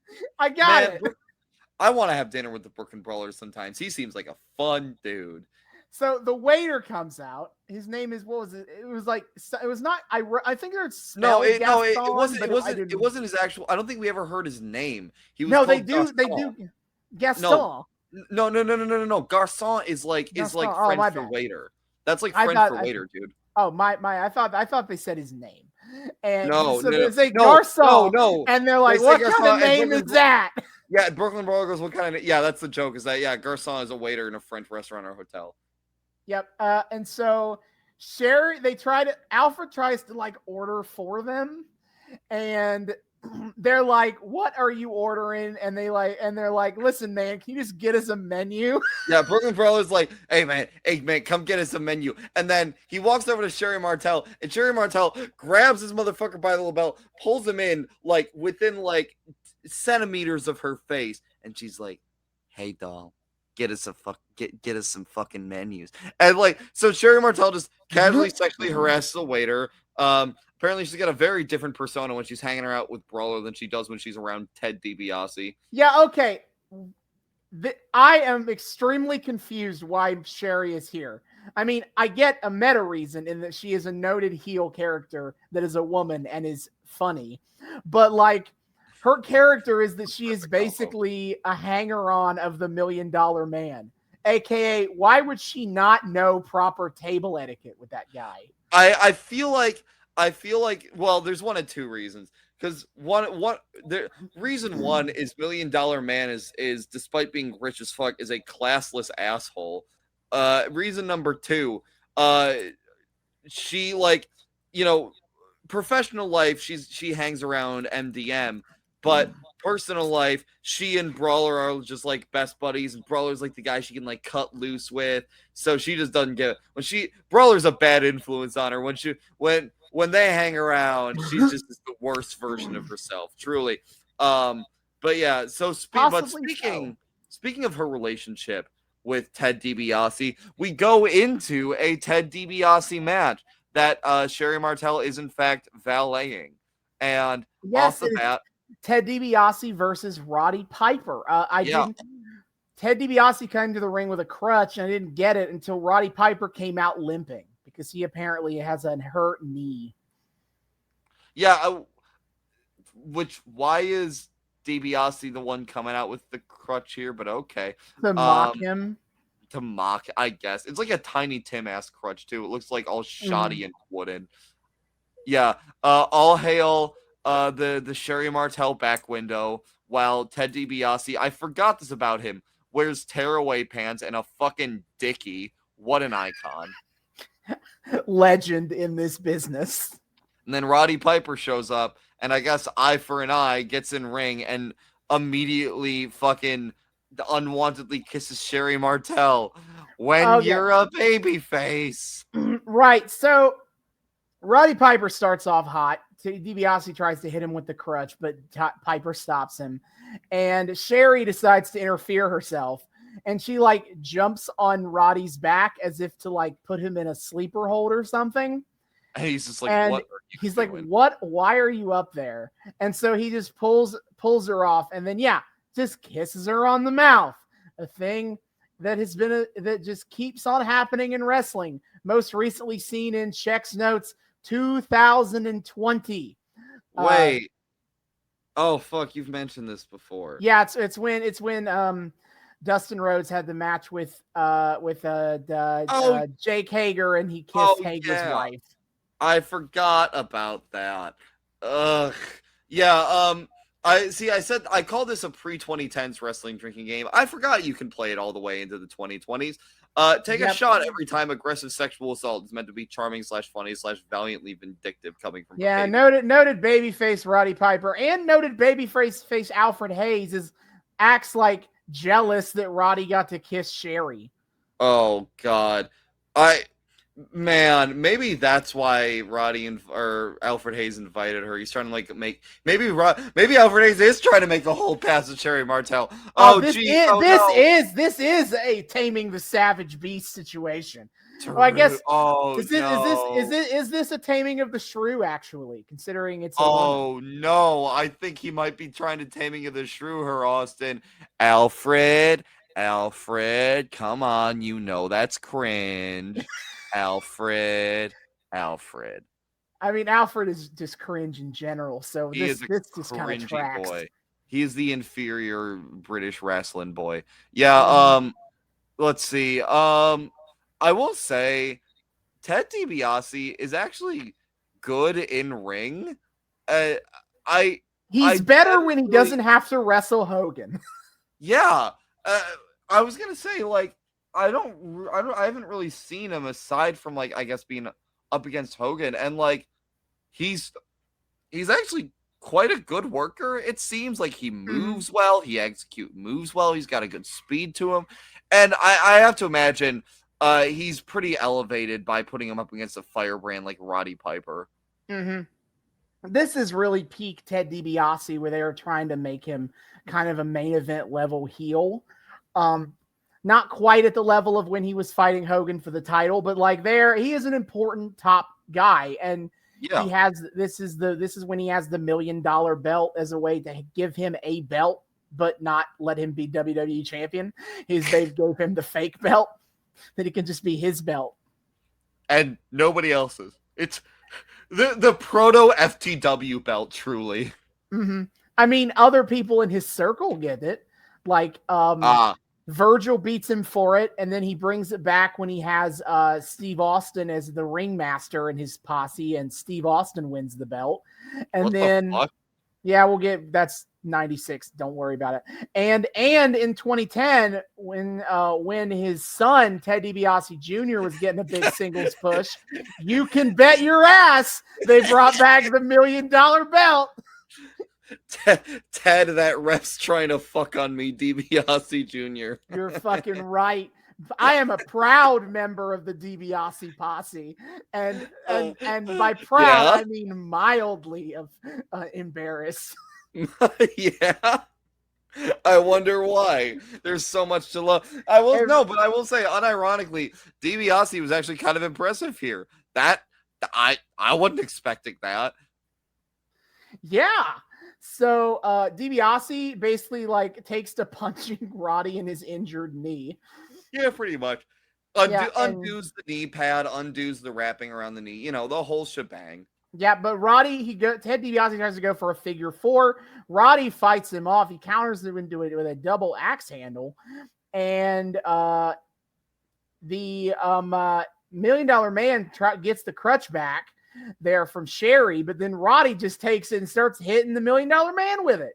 Yeah, and the ref doesn't catch this, so by the time the ref turns back around, he's like, "Well, hey, I didn't do nothing." Yeah, Roddy does a cheeky little "I didn't do it" bit, and then, despite trying to claim his innocence, he then wastes no time in still holding the crutch. He drops it. Sherry gets it back. Sherry tries to use it on Roddy. Roddy flips her out of the ring for it, and then he just goes ham and starts hitting everybody with the crutch. Just in full view, the ref gets fucking DQ'd. He hits the ref with I think what got him is he hits the ref. Yeah, no, because she hits Sherry and the ref's like, "Hey," and then he hits Ted and the ref's like, "Hey," which. No, that should be an immediate DQ. So then, not satisfied with his lack of DQ, he just fucking hits the ref. And then the ref is like, yeah, okay, that's probably a DQ at this point. Yeah, all right, we're getting out of here. So DQ win for the $1 million man. And we got fucking Sean Mooney on commentary being like, he did not arrive here tonight to win a match. Yeah, apparently. They try to sell it like this. They try to sell like Roddy has this big he's going for this big vengeance, and that's what's important is that he beat the shit out of Dibiase. It didn't matter if he won or lost, is what they try to sell this as. Dibiase is very beat the shit out of a bull. But fucking apparently doing this puts him in danger of getting suspended by Jack Tunney, kayfabe. Oh yeah. Oh yeah, kayfabe president of the WWF, Jack Tunney, is apparently going to be watching closely from now on. Man, talking about the ways the rules in quotation marks have evolved over the years. Man, people give so much less of a shit about heel interference these days. Half the time we got, well, I guess this is a babyface interference. Well, half the time the authority figures are heels. That's fair. I thought Jack Tunney was a face though. No, Jack Tunney is the babyface, but in modern times, half the time the heels are in charge. No one gives a shit. But like, man, back in those days, you hit Ted DiBiase with a crutch. Ooh, that's a suspension, buddy boy. That's a paddling. Yeah. And then we cut back to etiquette with Alfred Hayes. At this point, Alfred Hayes has been bound to his chair and gagged with the. He has been taken hostage with the napkins, and the Sherry and Brawler literally only do this so they can sit there and eat however they want, elbows on the table. They throw the silverware away and eat with their hands and directly off the plate. At each other. They throw just to make Alfred have to watch this. Which, this is great. I love it. This is the best out of all of the comedy sketches we've watched in all of the Coliseum videos so far. I'm here for it. Yep. And then stuff. we just cut over to Earthquake versus Jake Roberts in another Coliseum exclusive. Whoa, there's an earthquake. Oh. Yeah, the natural disaster earthquake. Oh yeah. Brought to you by Jimmy Hart. Oh yeah, Daddy. Oh yeah, Earthquake. Oh yeah, baby. You got the my boy versus on the Mixer scale, Daddy. Yep. So many camera shakes, and I wrote another noted babyface here. Jake the Snake Roberts with a pet snake who is named Lucifer. Yeah, I didn't realize this was my first time there were multiple snakes. I just thought it was always Damien. No, kayfabe Earthquake killed Damien. Yeah, Is that like Damien getting like smashed against? Watched. He gets literally sat on by Earthquake. Okay, I feel like I've seen a clip of like a Jake Roberts snake bag getting like bashed against the floor of a ring at some point. That probably also happens because Jake Roberts was involved with and participated in a significant amount of animal abuse. For the part of this character. So probably. You'd think they would like go to the trouble of like, having a fake snake in there for when it was time for the snake to die, but no. I think it was a fake snake when he sat on the bag. Everything else, who knows what may have happened. It was a lawless country out there for Jake the Snake Roberts. Yeah, this is another Coliseum exclusive. Yeah, maybe it was good Randy Savage was so skeptical of whether or not the snake had venom in it or not. Anyway. He can't confirm that Jake Roberts was going to have that thing devenomed. Yeah, the only way to confirm it was to just sit there with the thing and the snake in Jake's arm for like 10 minutes. Anyway. So, we got a match with big old fat guy Earthquake, right? Against smaller normal-sized dude, which of course means, as you would expect, a lot of this match is Earthquake working the leg. Apparently Technician Earthquake is on the clock tonight. Okay. Yep. So I mean Earthquake just beats the shit out of Jake a lot. Earthquake throws Jake out of the ring and he grabs the snake, and I thought this was the moment where he sits on it. But no, and then I was like, oh, okay. He already sat. That's why they have such a heated rivalry. He already sat. Sat. Damien. and he's threatening to also sit on Lucifer. The biggest of disrespects, absolutely. Sitting on your opponent's snake. That's not a euphemism. Also, by the way, I had mentioned this while we were watching that also in '96 when Jake Roberts came back as the born again Christian gimmick, he renamed the snake. The snake that was named Revelations. Oh God! Is what he named that snake. Yeah. Because God forbid you keep the Satan names. Not my good Christian wrestling ring. But before Earthquake can sit on yet another snake, Jake Roberts stops him.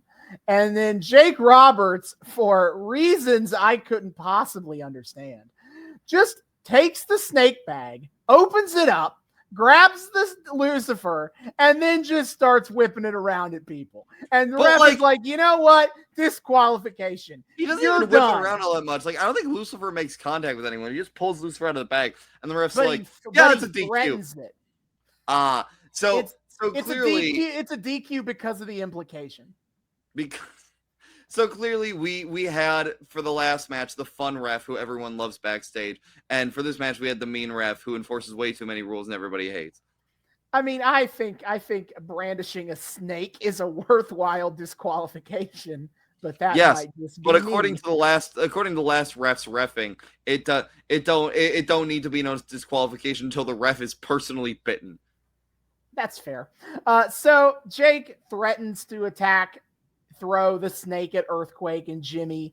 Earthquake backs Jimmy up into a corner and then runs away. And then Jimmy almost gets hit with the snake too before Jimmy can get away. Mm-hmm. So, haha. Yeah. Babyface got to go over, but also Earthquake can't take a pin. So this is what we're doing. So DQ number 2. All right, next match. The match I was most excited to watch from reading the match list before we did this episode. Mr. Perfect, the Intercontinental Champion, versus Shawn Michaels. Yeah, prime time, fucking early career Kurt Hennig and Shawn Michaels in ring together. Wild stuff. I have seen Kurt Hennig once before, thanks to fucking XWF. Course. Shockingly, he was in a bit better form here. Yeah, crazy to think he was in so much better form before he fucked his back over and became addicted to painkillers and all that. Who could have guessed? But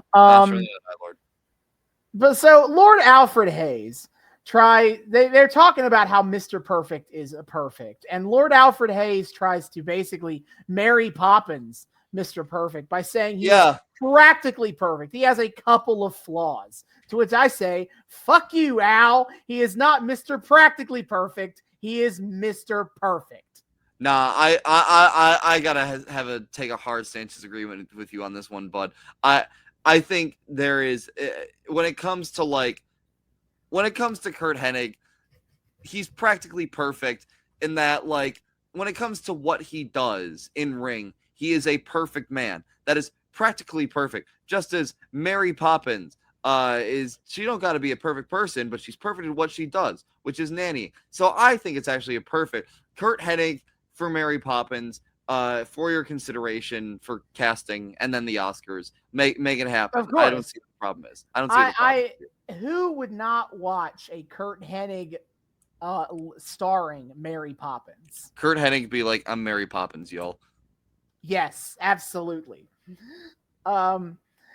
So it is weird to see Shawn wrestle pre-HBK as in a singles match. Yeah, I know. I didn't even know he did that.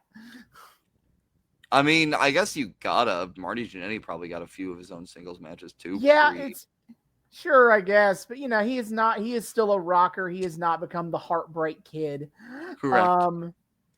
So right at the beginning of the match, after a couple of wrestling moves, Perfect just starts throwing punches, and Shawn's response to this is to push the referee out of the way, and then he put your dukes up for some proper fisticuffs.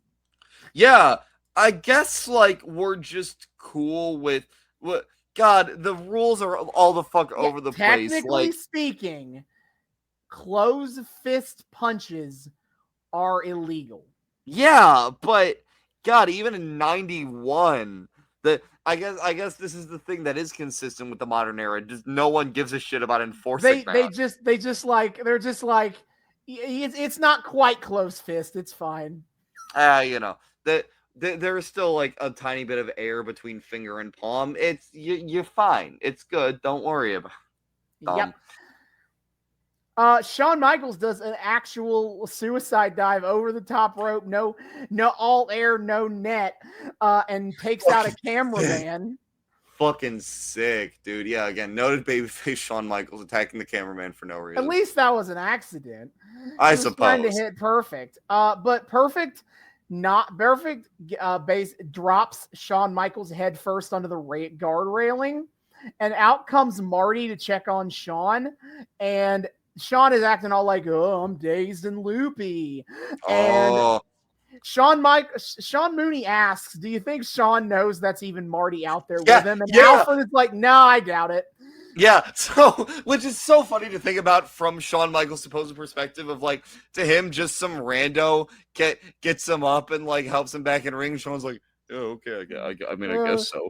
Thanks, man. Thanks, buddy boy. So Shawn is bumping his ass off in his Shawn Michaeliest way. Dude, oh my God. He is a proud member of the group of top stars who sell like absolute goddamn goofballs. We love a man who is simultaneously super powerful and will sell like a fucking Looney Tunes character. Him, Randy Orton, Rock, kind of. I don't know. Oh, Rock gets so cartoony when he actually starts selling stuff. I know. Rock would get hit with the Stone Cold Stunner and do a backflip. Dude, the way fucking it's Randy Orton sells are what do it for me. The way that man sells certain shit, he flops better than Flair, dude. Oh my God. The Randy Savage, what was I saying? Randy Savage, Randy Orton. Randy Orton is like that man. Randy Orton selling is like the S tier. Shawn Michaels is a solid A tier, I think, in terms of how wacky his sells are. But goddamn, I guess even when you sell wacky, I feel like Shawn Michaels' wacky selling is a great example of she let me hit because I'm goofy. Because dear Lord, there are some women in the crowd who are fucking in the tank for Shawn Michaels. Like they're on their feet though. There's this one woman in the like pretty close to the front who's just like on her feet the whole time. Every time Shawn Michaels so much as blinks, she's going, "Yeah, woo, yeah, hey, Shawn." Hey man, you can't be the heartbreak kid without breaking some hearts. So I guess so. Very much a big John Cleese in Life of Brian going, "Are there any women here today?" Reaction for me for in regards to those women who are just extremely horny for Shawn Michaels. He also gets kicked in the face by Mr. Perfect at some point and does a whole ass backflip. Yeah. Oh yeah, totally. Perfect was willing to do it too because Shawn did a drop kick to the chin and Perfect does like a backflip out of it. He barely and Shawn like barely touches him. I know. And oh yeah, and we of course get the Shawn Michaels signature move of sweet chest music. That's chest. Sure. The match is honestly really good. It's good for who it's good. You'd expect it's as good as you'd expect from Mr. Perfect and Shawn Michaels. Yeah, no. These three matches, three out of the four matches we've seen have been pretty solid. Earthquake versus fucking Jake Roberts was but like the other three have actually been like really good. Mr. Perfect walks over to like try to slap Marty in the face. And Marty's just standing there doing nothing at ringside, by the way, when he does this. Yeah. So hey, he contributed. So Marty decks Perfect in the face for this. And it is worth noting real quick that Marty Jannetty is for some reason in his whole ass gear. Why? I don't know. He doesn't have casual wear. This is all he's got. It's always yeah. So Bobby Heenan, arbiter of truth and justice, yeah, comes out to be like, "Hey, that should be a DQ." He is here to advocate for a cause very close to his heart, total in-ring fairness. Of course, because he is, as they are saying on commentary, Heenan is no longer a manager. He is retired from being a manager. So He's an why are agent you now. here? Wait. He's retired from being a manager in 91? He was in kayfabe, yeah. He was like, I'm not a manager anymore. We're done. What was he doing then? Doing commentary, and then he becomes like the agent for Mr. Perfect and then Ric Flair, and that was the way he gets around it, by saying he is not a manager. He does everything a manager would, but he is not a manager. Yeah, because they were doing that shit, and when we watch XWF, they're like, he's not a manager, he's an agent. Yeah, he does this. He does that. He's like, I'm not a manager anymore, but I will continue to manage Mr. Perfect. My man's just posting about his managerial status. My manager over here, not a manager. Not a manager.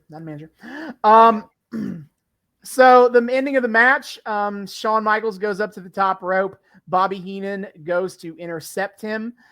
Shawn doesn't get hit, but he does try to like choke out Heenan, and this distracts him.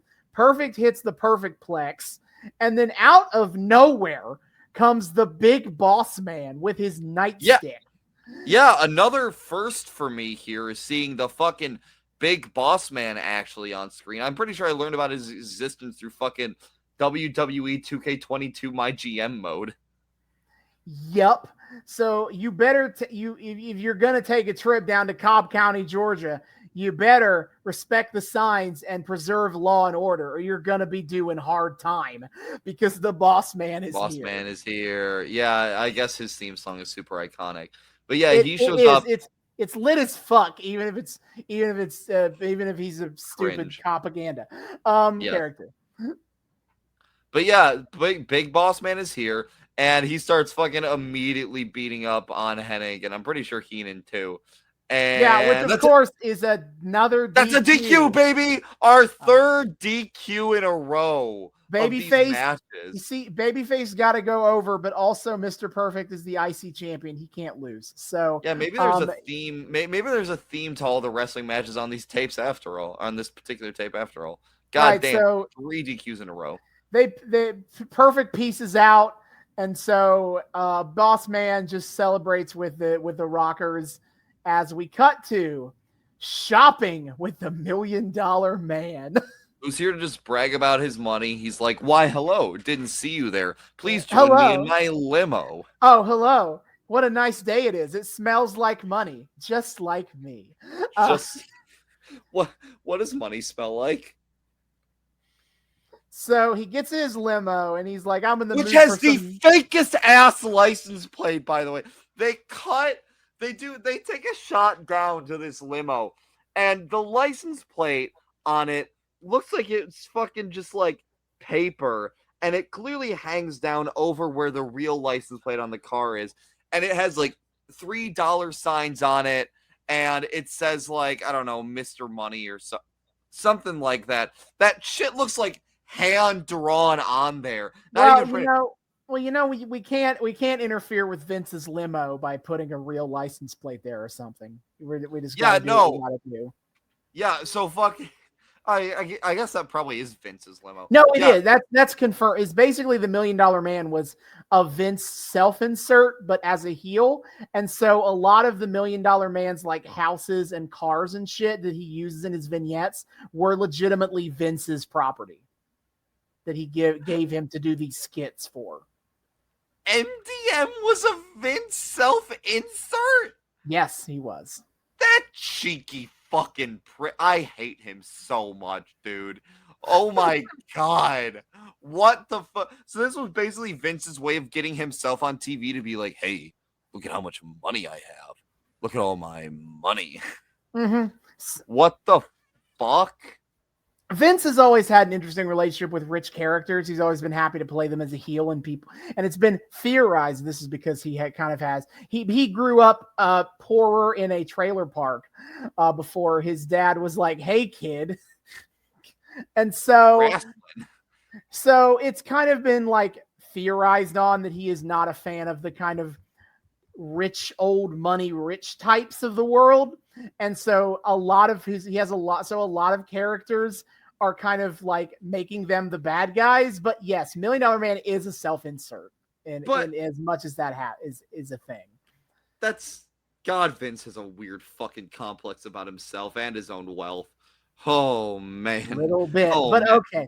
When Dibiase gets in the limo, he's like, "I'm in the mood for some trinkets." He's got empty fingers.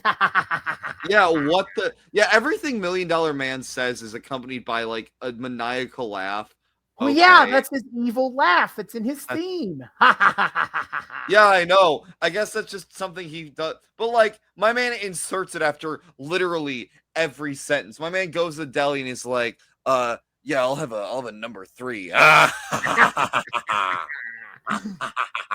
right. I theorized that this was a multi-segment bit from Primetime Wrestling, and they just stuck in this tape because they do these weird transitions of like a picture of a background of money with DiBiase's face on it. Yeah, and then they just like have clips of DiBiase, and then they cut to the next scene. And it's like, there's no way this was supposed to look like this. Yeah. And he's like, we're in his limo, and he's like, "Hey, driver, take me to my usual jewelry store. You know the place." You know the place, and that's it. And then we get to the next one. We cut to the jewelry store that has a "We accept Ed" sign on the door. He steps out, and as he steps out of the limo, his theme song is playing. And I didn't know this. Apparently, MDM raps his own theme song. He does. He is the singer on the song. Oh my god! Well, okay, singer. He just talks vaguely to a rhythm.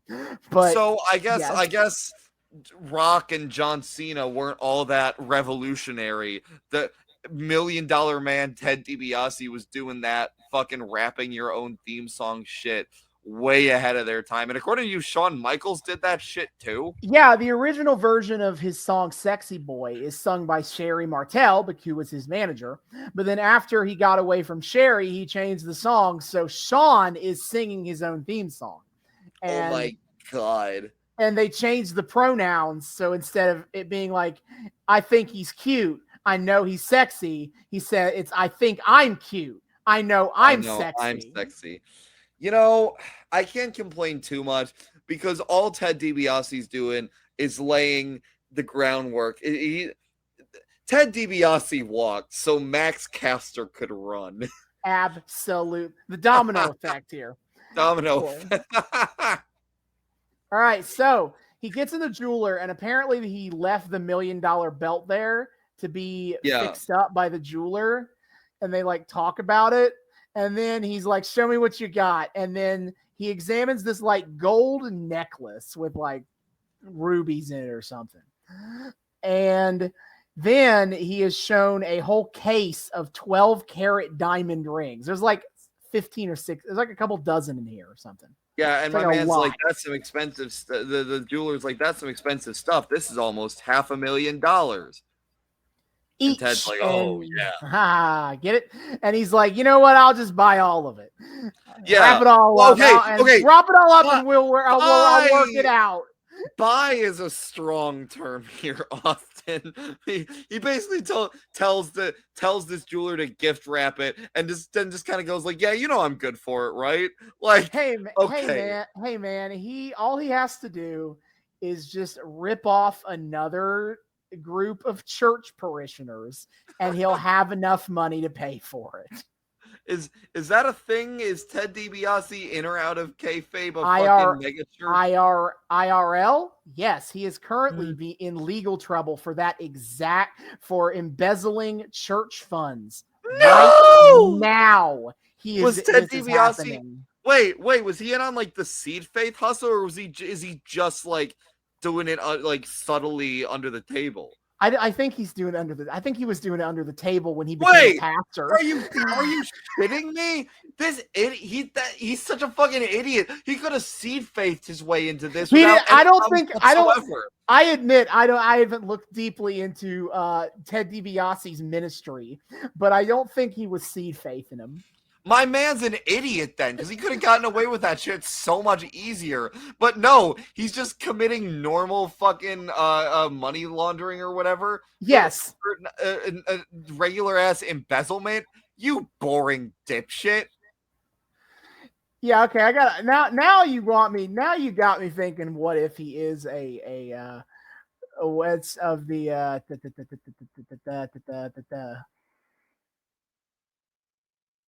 Oh, my apologies. I misspoke. He didn't embezzle in his church. That would be terrible, of course. What he did is he embezzled $2.1 million in Mississippi state welfare funds. After his son was hired as deputy administrator of the state's Department of Human Resources. It is Mississippi's largest public embezzlement case in state history. Ted's like, well, you know what, brother? I never truly got to be the $1 million man. Time to finally make it happen. He's like, hey, Ted Jr., we'll embezzle 2 million. One for me, one for you. Hey! We can both be $1 million men then. Oh my yes. God. That's So insane. my apologies. I did not mean to impugn upon Ted Dibiase's character by suggesting that he embezzled that he embezzled in his own Christian ministry. That was unfair of me. He just ripped off the welfare system of Mississippi.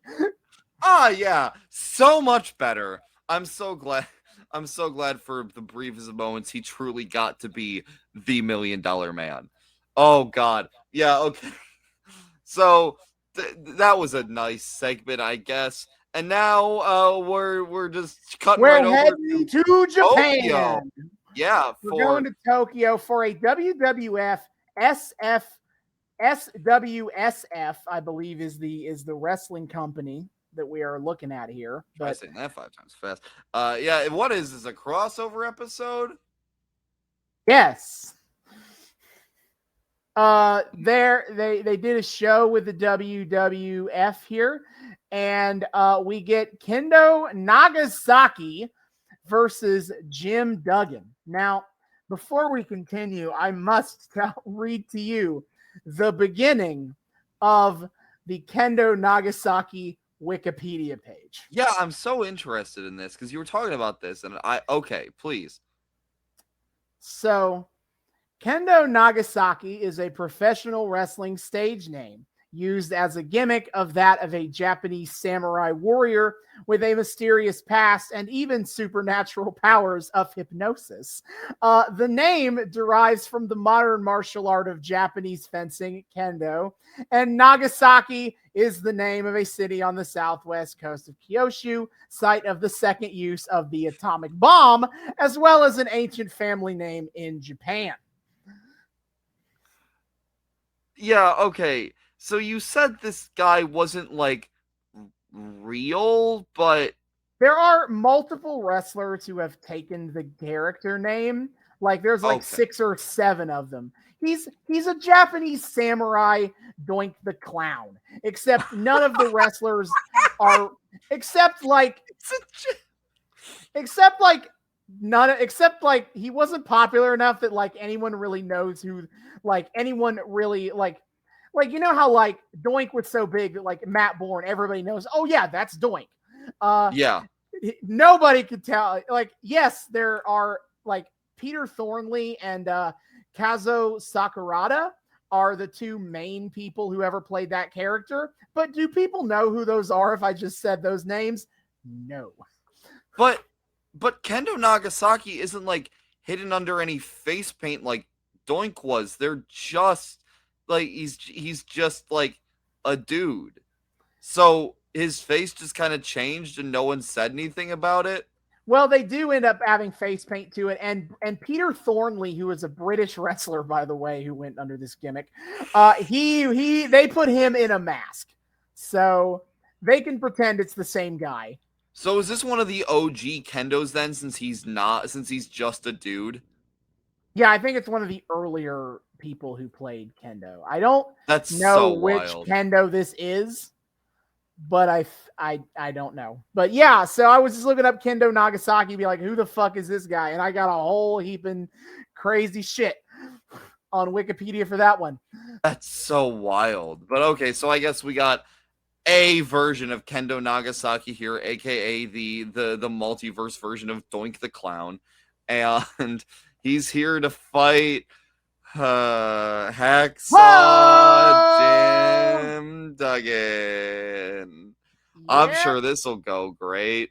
Jim Duggan still doing the Hurrah America thing in Japan, facing a Japanese wrestler. Full 2x4 in hand, which I still don't understand. Why? Fucking dork ass Jim Duggan takes his 2x4, holds it like a shotgun, and then like shoots it at Kendo before the match. What? But I still don't understand the 2x4 thing. Why does he just carry around a 2x4, Austin? That's an interesting question that I don't have an answer for. Is it like, I don't know, bragging about lumber prices in America or something? That sure as fuck didn't age well. I don't know why he carries the 2x4. I've never asked. I don't want to learn enough about Jim Duggan to know the answer. So, well, like, I feel like that's a window into his soul, you know? Like, if my man's carrying that shit all the way to toe, do you think he had to did he bring it on customs? Yeah. I mean, this was pre 9/11, so like shit was a lot less. Like, he was just brought it on his carry-on, and everyone. He just has a big piece of wood on his carry-on. They're like, yeah, all right. Yeah, this checks out. Did he stick it in the overhead compartment? Yeah, no, he doesn't even have it in any of his luggage. He's just raw dogging it. Phenomenal. So did I remember any of this match but the ending? No. So it was boring as shit, and Duggan is just being obnoxious. So the match ends when Kendo Nagasaki hits a kick and then just pins Duggan. 1, 2, 3. And the commentary team tries to argue that Jim Duggan didn't understand the Japanese count, therefore did not know he needed to kick out. Yeah, what the fuck is this? Yeah. Alfred Hayes basically just kind of blames Japan, the Japanese language itself, for Jim Duggan losing, because how was he supposed to understand? He didn't know. Listen, it is truly impressive for a character that is a rah America babyface. It is truly impressive how stupid Jim Duggan is portrayed. And Exhibit Z of this is Jim Duggan needing to understand 1, 2, 3 in English to be able to kick out, and not the ref pounding the mat.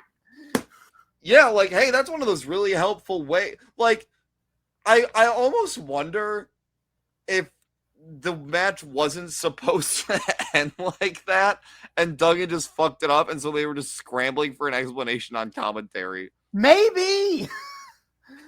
Which that would be, if it was a botch finish, insanely funny. They put that shit on a VHS. They're like, well, it took place in Tokyo. I mean, I guess. Fuck it, we're putting it. Fuck it, put it in there anyway. Yeah, who cares? So Duggan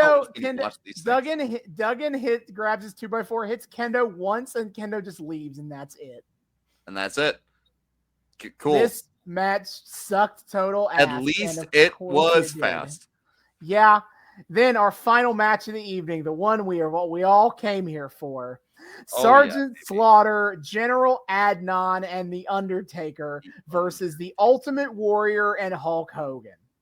Indeed. Yeah, so my man Adnan is already in ring, and Slaughter, like, we cut to the ring in media res of like Slaughter making his entrance.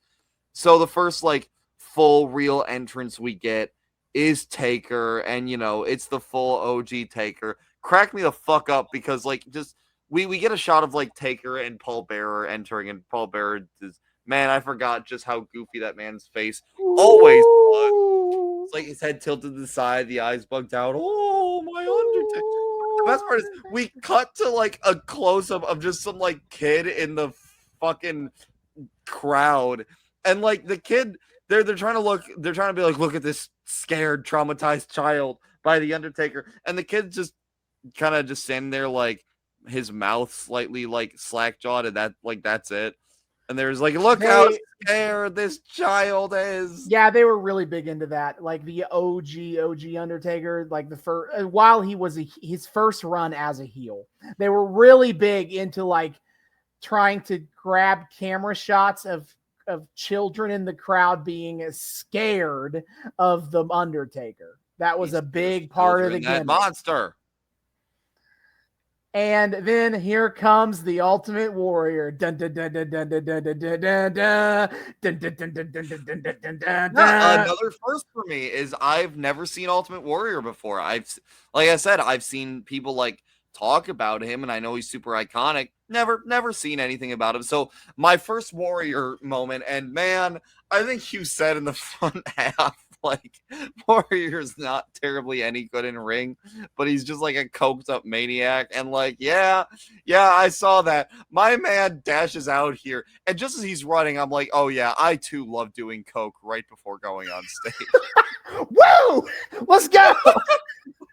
That'll clear up that's one way to clear up the stage fright.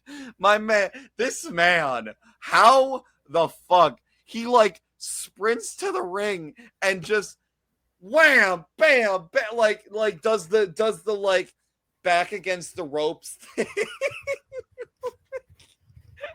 Does the thing where you like jump your back into the ropes, use the momentum to run to the other rope, jump it, but like he hits that shit extra hard, and then he does the thing where you grab the top rope and you shake it. I have never seen a top rope shaken as hard as that face painted, coked out hamster of a man just did.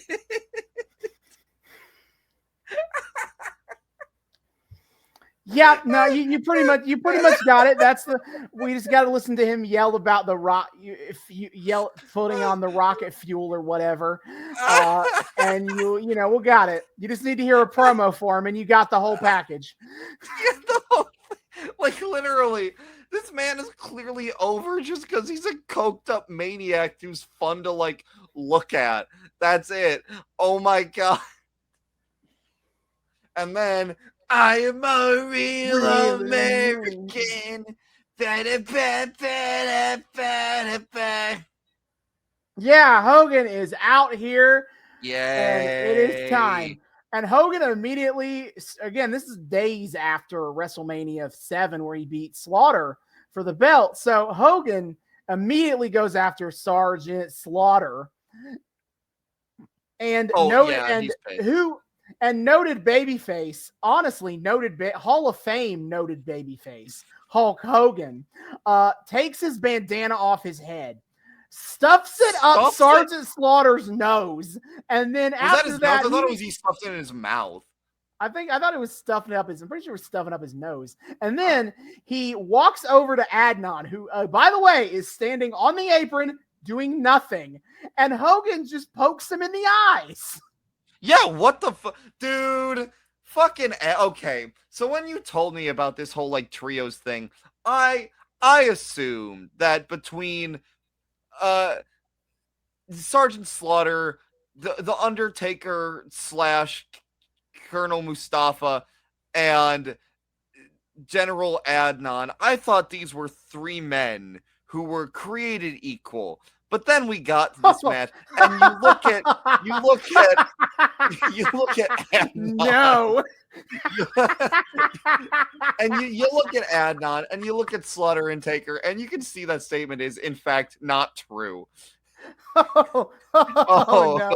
Adnan is jobber supreme, but which makes this even fucking weirder. How the fuck did WWF import an Iraqi man who grew up BFFs with Saddam? He was working as a wrestler in America for over a decade by this point.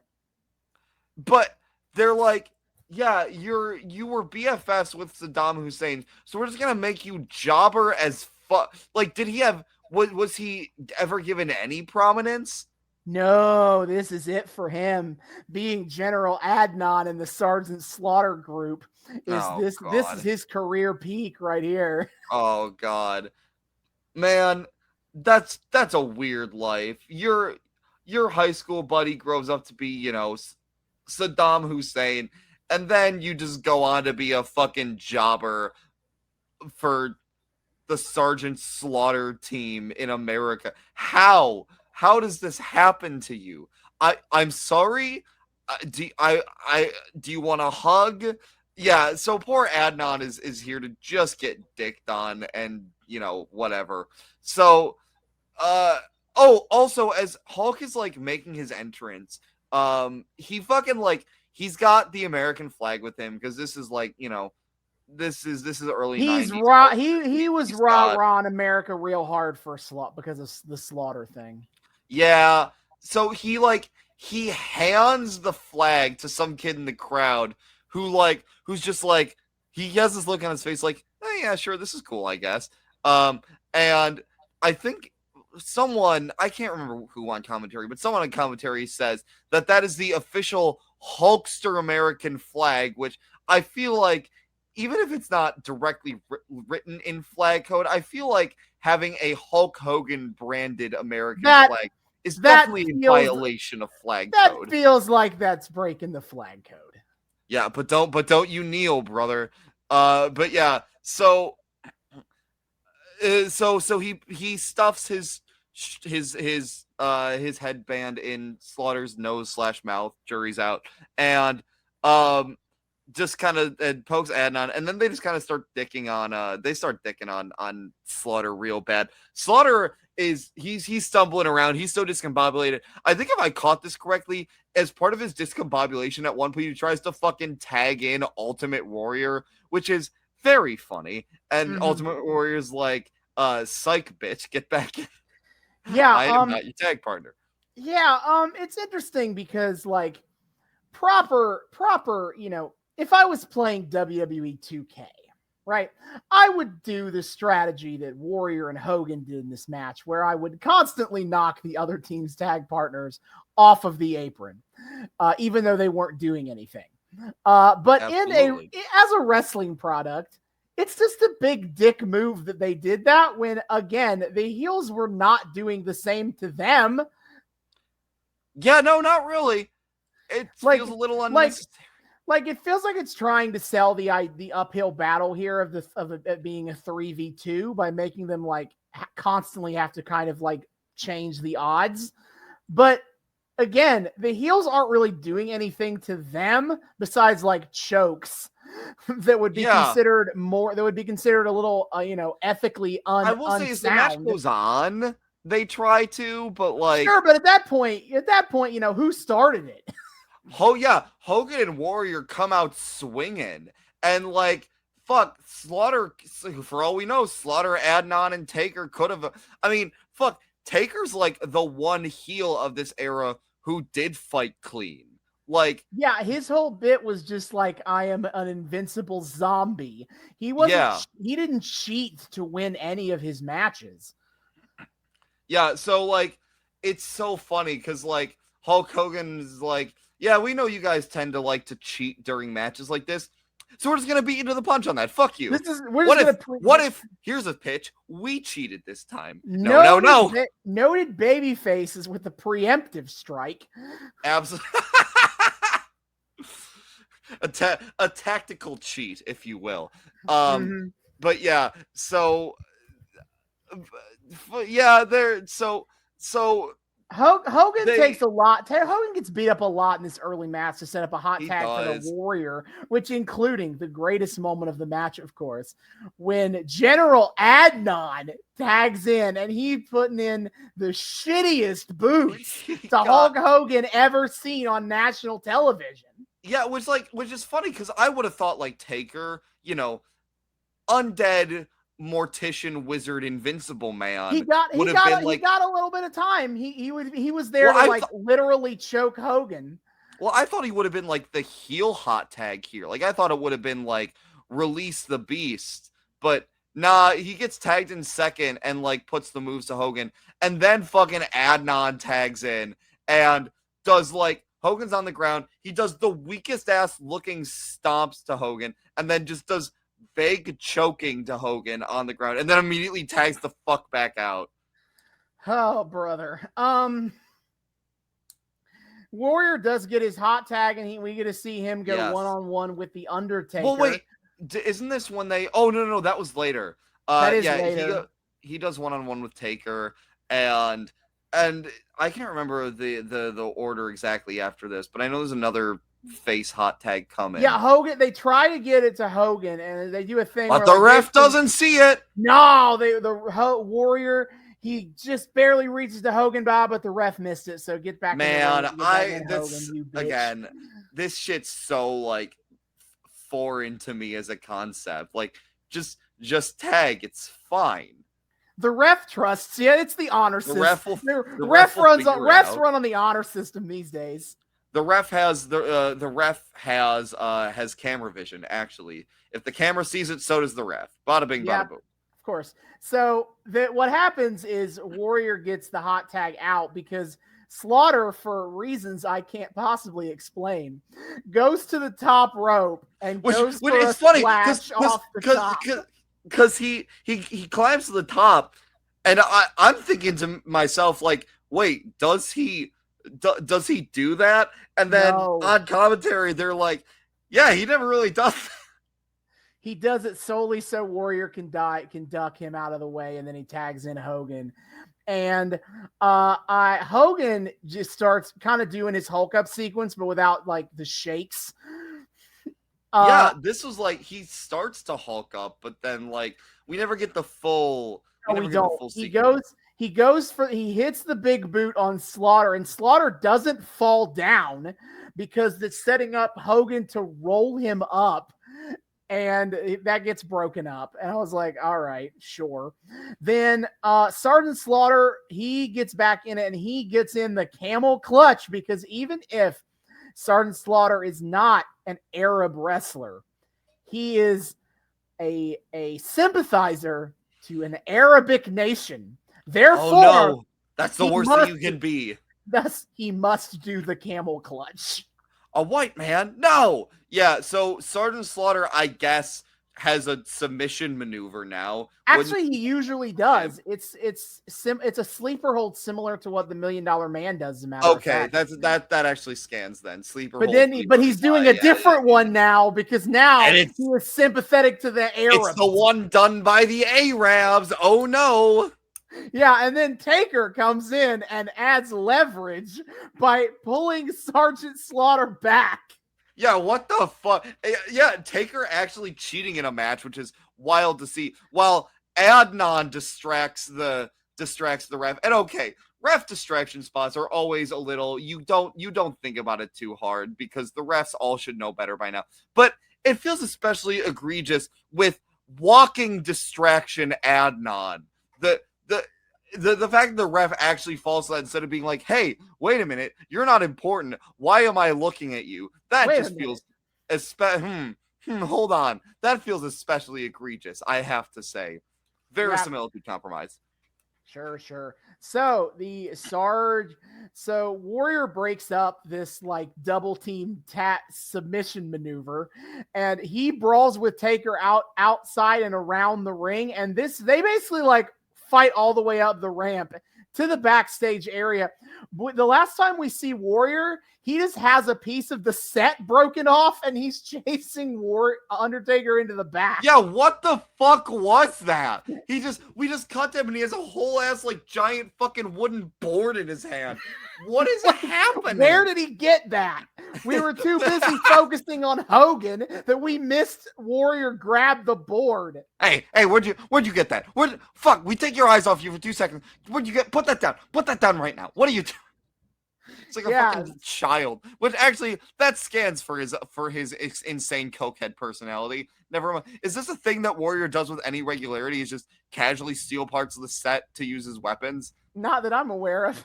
Yeah, well, like, yeah, but then back in the ring, shock of all shocks, who should be here to eat the finisher but General Adnan? The way I wrote it was the Iraqi homies double team Hogan. And Sergeant Slaughter, Adnan has got Hogan. The honorary homie, Sergeant Slaughter. Of course, Adnan has Hogan trapped in his arms. Slaughter's going for the clothesline. I literally said to David, you're just going to hit Adnan. Don't do this. And then, shock of all shocks, malfunction at the junction. Hogan ducks. How does he do? How does he know? Hogan ducks. Slaughter clotheslines Adnan. And then Hogan does, and it's a reverse atomic drop to Slaughter. Slaughter bounces out of the ring, and then Hogan just goes and pins Adnan off the clothesline. He doesn't even do the big leg drop on Adnan. Yeah. He's like, you are such a little jabroni that I don't even need the leg drop. I'm just going to deserve the leg drop, brother. So there you go. Hogan wins. Lord Alfred Hayes on commentary says that Hogan got a nearly single-handed victory today. Which, no. And then I know Ultimate Warrior is not the most capable worker, but no. Right. And then Hogan is just hot dogging and doing all his spends shit. About an hour doing his in-ring celebratory mugging, and as you do. To fill time, what they do is Sean Mooney is like, there's a decides to bring up this is a Coliseum exclusive match, and then Lord Alfred Hayes asks him to explain what exclusive means. What the fuck? And Mooney goes into a long-winded explanation about how you will only see this match on this Coliseum videotape. I completely missed that. What the shit? That's so goofy. It was very stupid. And I was like, shut the fuck up, you morons. They know, the people know what exclusive means. We can't just sit here in silence during Hogan's 2 fucking hours of mugging, though. We gotta find some way to fill the time. Let's break out the dictionary, shall we? Yeah. Yeah. But that eventually, mercifully, we cut away from Hogan hot dogging, and we see that the WWF Express has brought Lord Alfred Hayes to his long-awaited destination of the green screen. I mean London. I can't believe that they didn't actually have Alfred just film this fucking. Half the matches on this show were filmed in London. In London. Why did they not just have them film this? Wait, so did this train take him to London? Are there trains that run from the U.S. to London? No, there was a little right before they showed him in London. There was a graphic of an airplane of the plane flying. Okay, I did notice Therefore, but I wasn't sure if it was supposed to be literal or not. That's clearly his plane that he's taking to London. Christ. So he is in London. He's in London. It is there's an extremely fake background of like Big Ben and the River Thames and fucking. Well, given this is an animated background, there seagulls abound in this fucking video they got playing on the green screen behind Alfred Hayes. Mm-hmm. But he's just like, I'm here in London, my hometown. I have London. You know, look at the sights. I've got people to talk, people to call, and then pubs to crawl. All right. Goodbye. See you next time. You know, live from London, I'm Lord Alfred. Yep. What a wacky note to end this whole thing on. Holy shit, dude. I mean, okay. I just picked this because I was like, I just want to do what I would consider a standard, fair, no super themed Coliseum videotape. And I thought it would be neat to do one where they do international matches. So let's do World Tour. I didn't hate this one. No, I didn't either. What we got was absolute insanity that I expect from 91 wrestling. Fucking Hurricane Jake the Snake and was a bit of a bomb, and so was Jim Duggan versus Kendo Nagasaki. But Other than that, the matches ranged from pretty fucking great to the absolute weird bullshit that was the main event. I mean, I wouldn't consider Warlord Neidhart a good match. I enjoyed Warlord I Neidhart. think there was a real meme potential to what was going on there. I liked Warlord Neidhart. If I of like the good matches, the weak link for me was honestly Savage versus the model dude. Yeah, that was weird. It was fine because like Randy Savage was he's a good worker, but like that was the weak link of like the good matches for me. I was kind of here for Jim the Anvil Neidhart versus the wrestling Phantom of the Opera. So yeah, no, and Lord Alfred Hayes, annoying fuddy duddy that he is, quite did have some quite enjoyable bits. I now want to go to a dinner with Sherry Martel and Brooklyn Brawler, just to experience the insanity that it must be to dine with the distinguished company that didn't make me want to go to no wrestling shows. That just made me want to go to dinner in a fancy restaurant with a bunch of fucking chaotic weirdos and just see what happens. See if maybe I get bound and gagged. Who's to say? We're all here to have a great time. You make a good point. This was a fun one. Surprisingly fun in my opinion. Wasn't expecting it to enjoy it this much. So we'll do a couple more Coliseum videos that I have in mind. But that is for a future episode. For next time, though, it is time. It was a 2-year journey to do season 1 of Lucha Underground. Buddy. It's time to get a little crazy because the temple is a darker place now. It's time for season 2.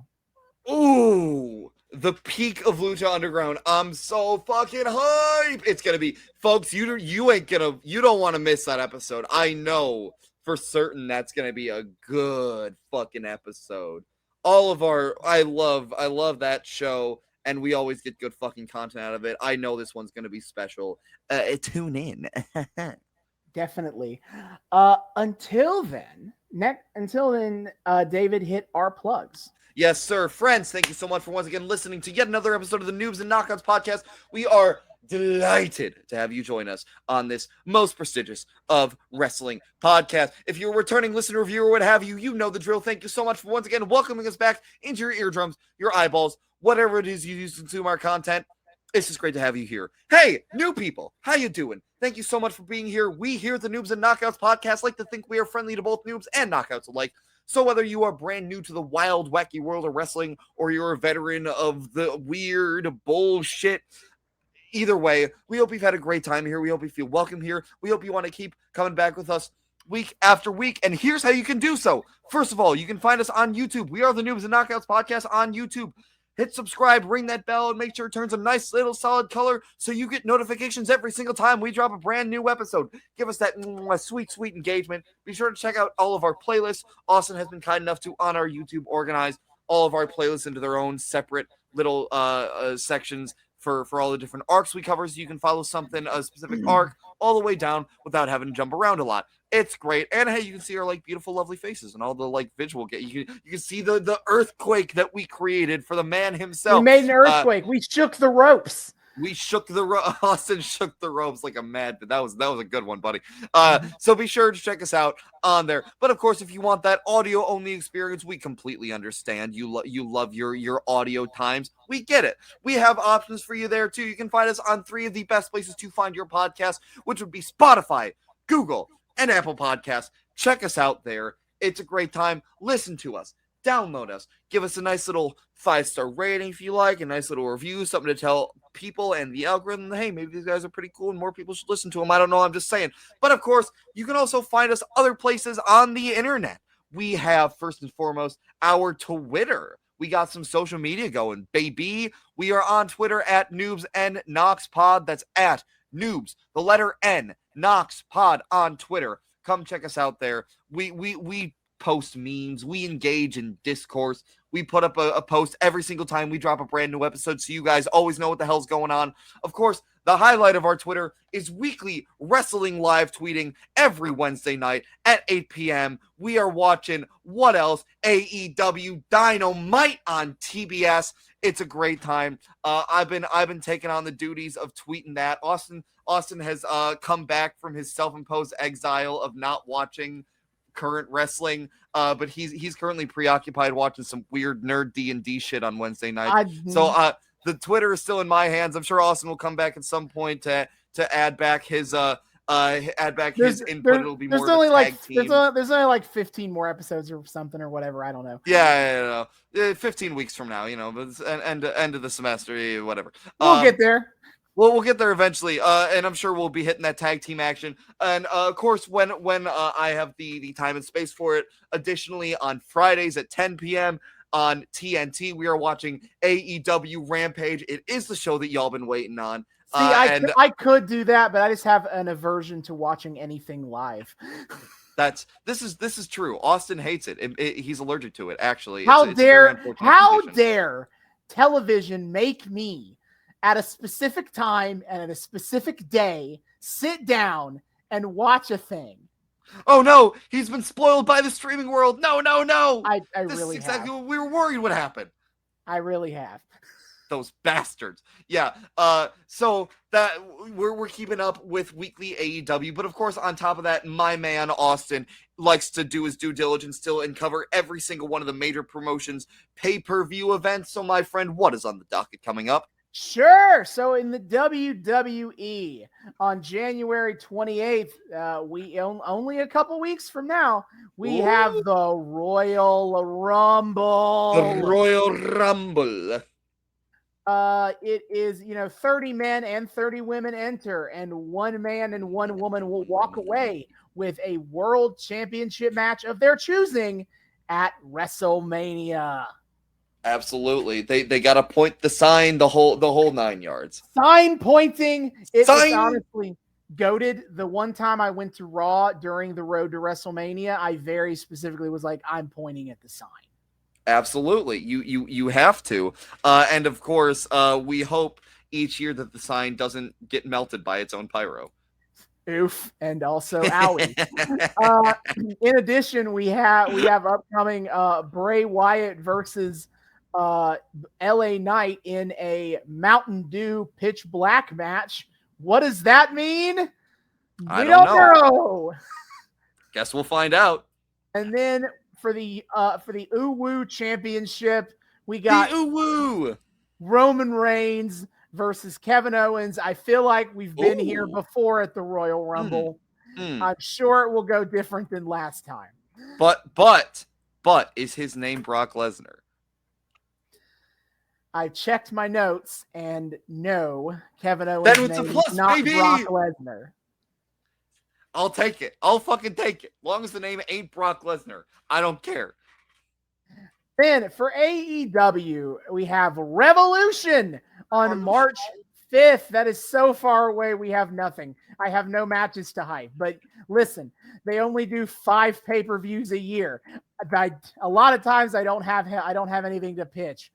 And then Impact Wrestling just finished Hard to Kill this weekend, so I also don't have anything for you.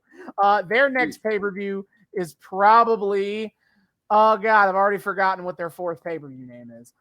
Excuse me, back up. Rebellion, yes, that's probably coming up in April. Rebellion, based on history, but do we have a date for that or even official announcement? No.